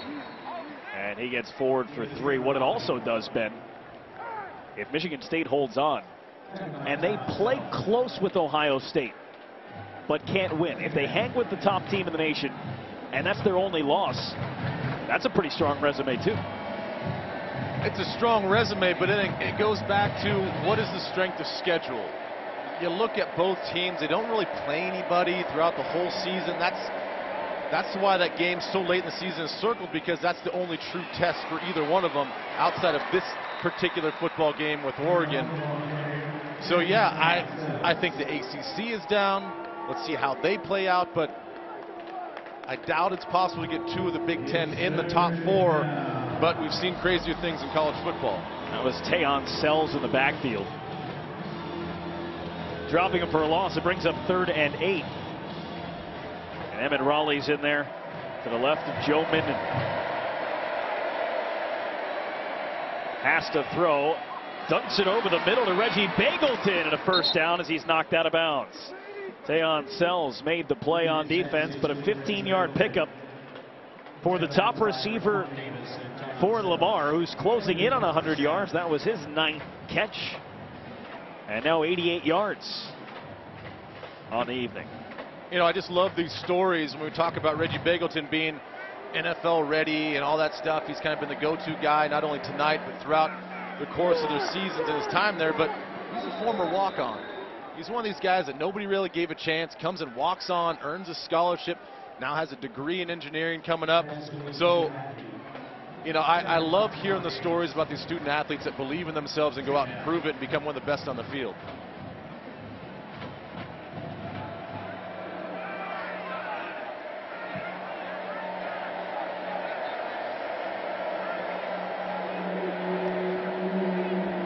Second and 2, Minden. Another quick throw to Bagleton, and he steps out of bounds just shy of midfield. 8 yards for Bagleton. And again, you look at the quarterback situation for Lamar. Carson Earp, 10 of 19. He started a lot stronger than he finished that first quarter, and that's a tough situation, Ben, as a quarterback. You play an entire quarter, you sit an entire quarter, you go through halftime, then you come back out in the locker room for the third quarter and just expect to pick up where you left off when the game has changed dramatically as well. Right. You know, so much about every position is about rhythm, and so much about being a quarterback is feeling the game, getting rhythm, understanding what you have as the timing of your route to the receivers. You see a big run there by Carl Harris, but you're right. Coming in, coming out, I'm going to guess they have this big matchup with Sam Houston State next week. #1 team in FCS. Then they have a 10-day break until they play Southeastern Louisiana. I'm going to guess at least in that break they're going to name the starter. You would think that they would like to name it and just settle on it just for the team's sake. Just make a call. That was a 31-yard run by Carl Harris that sets Lamar up at the Baylor 20. Over the top and a touchdown. Brendan Langley from 20 yards out, and it's Lamar's first touchdown of the second half. Well, we talk about this quarterback battle between Joe Minden and Carson Earp. Two differing styles. Earp is the runner, Minden is the passer. You saw it right there on that beautiful touchdown pass to Brendan Langley, the transfer from Georgia. Good location over the left shoulder, away from the defender, with a lot of touch, a very catchable football. This decision that Ray Woodard, the head coach, and Chuck Langston, the offensive coordinator, it's going to be a tough one to decide who's going to run this offense going forward this season. Extra point is good, and the lead is 59-31 for Baylor. Joe Minden up top, the transfer from Georgia, Brendan Langley. And Lamar showing a little late life with a touchdown here in the fourth quarter.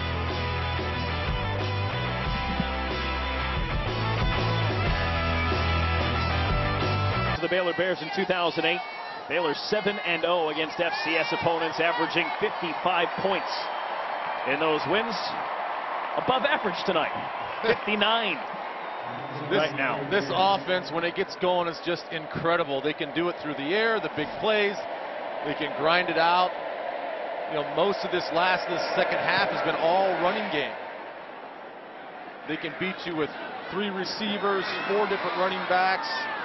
Awfully tough to stop. Chris Platt gets out to the 22-yard line. Time now for our turning point of the game, presented by Ally Bank. And there were plenty of touchdowns to choose from for Corey Coleman. How about the fourth one? This one really said, I think we're done here for the Baylor offense, as Seth Russell had all the time in the world and then some, and then just lofted out and said, hey, Corey, go get it.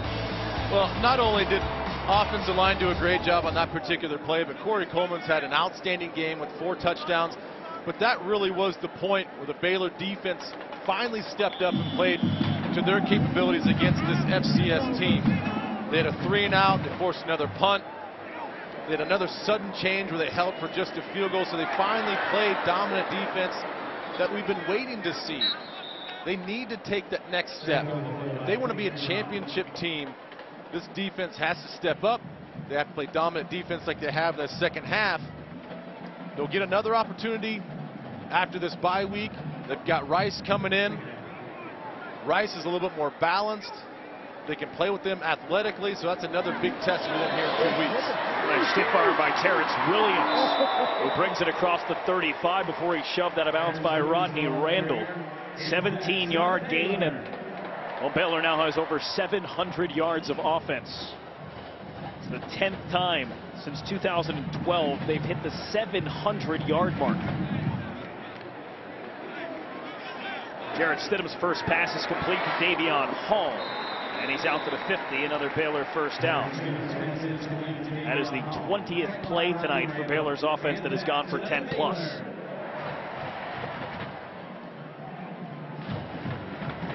And 723 yards last week, and Stidham is sacked for the second time on this possession. Dedrick Garner brought him down for a 10-yard loss. Well, when you bring in the backup quarterback sometimes, and a lot of times you bring in the backup offensive lineman. Patrick Lawrence, number 77, gives up the inside move. Too many times now already that we've seen Stidham on the ground. Complete pass, Chris Platt trying to get back to midfield. Let's go back to last week. Jarrett Stidham came in late in the fourth quarter. First passing attempt of his collegiate career for the true freshman. Makes it look easy. Chris Platt, yeah, he just hooked up with 42-yard touchdown pass. Not a bad way to start your college career. Prep All-American, graduated early from Stephenville High School, enrolled in Baylor in January of last year. Three-time All-State quarterback and receiver in high school at Stephenville. Under Armour All-American. I mean, this guy was a huge get, and we talked about all the praise that Art Briles had for him. Says he's ready to go right now. So is Seth Russell. Stidham complete. First down for Baylor. You know, the one thing I notice about him, he's 18 years old. He's got good size already at 6'3", 210, but you watch the way the ball comes out of his hand. He just kind of flicks it, and he's got some velocity and some zip behind it, and that last pass play showed that with some accuracy. Terrence Williams on the run. Flag comes in. An 11-yard carry for Williams. By the way, that last pass complete was to Chris Johnson, who's actually the third-string quarterback if they would ever need one. Offense, number 68. 10-yard penalty. First down. It's Ishmael Wilson, the backup left tackle. And we do have an injured player on the field, Corbin Carr, the left end for Lamar. Started to try and make it off the field, and they said, hang on, just go down, we'll come and get you.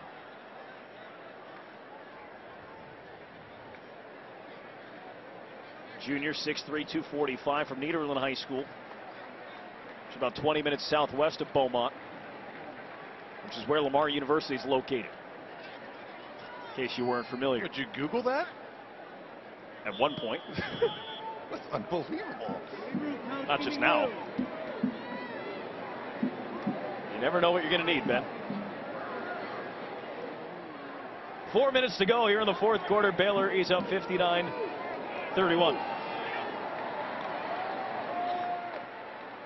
And another handoff to Terrence Williams. Just a tall, punishing running back. And another option in the deep stable for Art Briles. And his son, Kendall Briles, who is the offensive coordinator in his first season at that position. But he is not at that position tonight. Suspended for 1 game, recruiting violations. They're looking for Platt again. This one is overthrown. I'm talking about the deep stable of running backs they have. How about Platt? Another guy who's also on the Baylor track team coming in at receiver for Baylor. Yeah, we talked about Corey Coleman, 4.38. KD Cannon, one of the fastest guys. He's on the 4x1 team along with Chris Platt. So when we say they're track guys and they're fast, we actually mean it. That is a literal term, that they are on the track team, and all these guys can run and catch. Terrence Williams wrestled down by Seth Adams, a true freshman, getting into the game.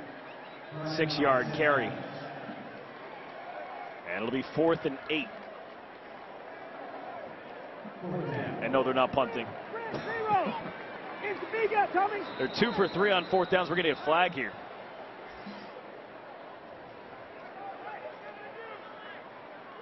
False start. Offense, number 77. 5-yard penalty. 4th down. So from 4th and 8 to 4th and 13. Patrick Lawrence. Well, those are the growing pains for young offensive linemen. Patrick Lawrence comes in the game. You got to be game ready. Gave up a sack on Stidham, and now as they're trying to hurry up and catch Lamar off guard, he jumps off the line of scrimmage and moves his offense back 5 yards. On fourth down, they hand it off. Terrence Williams has to get to the 26. And he got to the 23. First down, Baylor. He took Seth Ellis and Tommy Barrett along for the ride with him at the end of the run. This game's already out of hand, but as a defense, it's got to be so deflating. It's a give-up run play. Just hoping to get something, run this clock out, and actually pick up the first down. Terrence Williams now the third running back over 100 yards today for Baylor as he gets another one here for 3 more. Shock Linwood 18 carries for 130 yards and 3 touchdowns. Johnny Jefferson 12 carries, 121 and a touchdown. Terrence Williams is missing the touchdown, but 12 carries, 113 yards. Give him another carry and another couple of yards before he's upended by Josh Frost. I think you'll get one. I think the way they're just going to give him the rock under 2 minutes, just run this thing out. Lamar's exhausted. I think you're just going to keep handing the ball off. I know Terrence, he looks exhausted, but he'll get a touchdown. Here he goes, powering through. It'll be close to a first down. And it will be for Baylor on the 15th play of the drive. Well, now it's just a couple kneel downs and this thing's over. Terrence Williams, he may not get it. He may need a breather. But he's not going to get one. Starting to wander towards the sidelines, but will hang in there. Baylor is off next week. It is their only off week of the season. 2 weeks, September 26th. We'll be back here for the game against Rice. And then, Big 12 the rest of the way. Trying to win their 3rd straight Big 12 championship. Stidham, end zone, touchdown. 13-yard run, the first rushing touchdown in the career of Jarrett Stidham. Why? Why?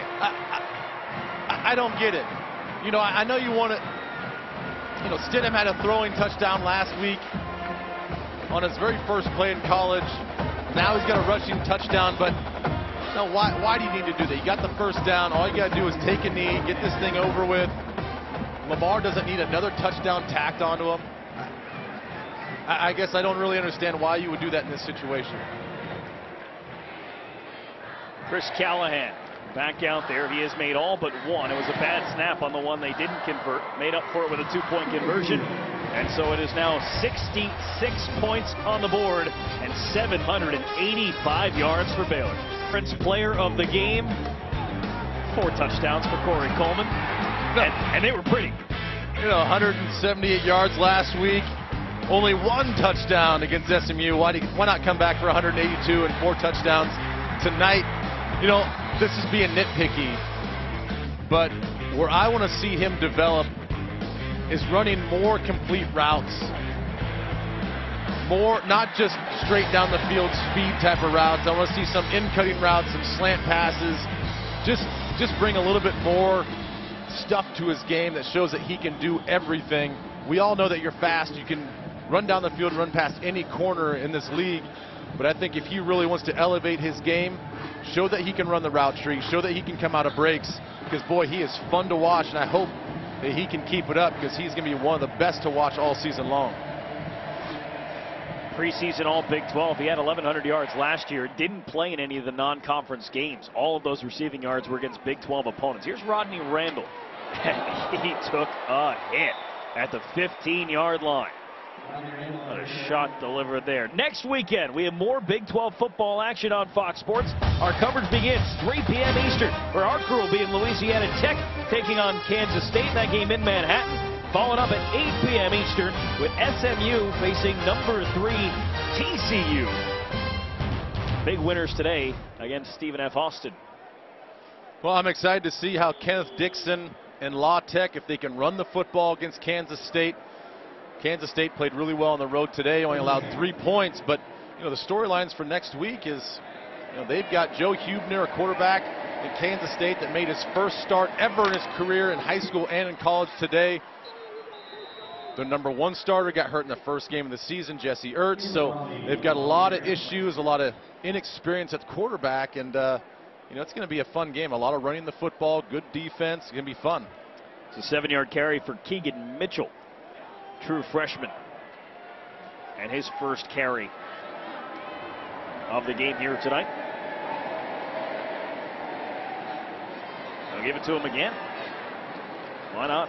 He gets the first down as we're inside the final half minute of play. Pat Levels made the tackle. And so the Baylor Bears, who were coming out, we were thinking they were going to make a statement on defense after allowing 369 yards, 21 points last weekend to SMU, as Mitchell is dragged down inbounds.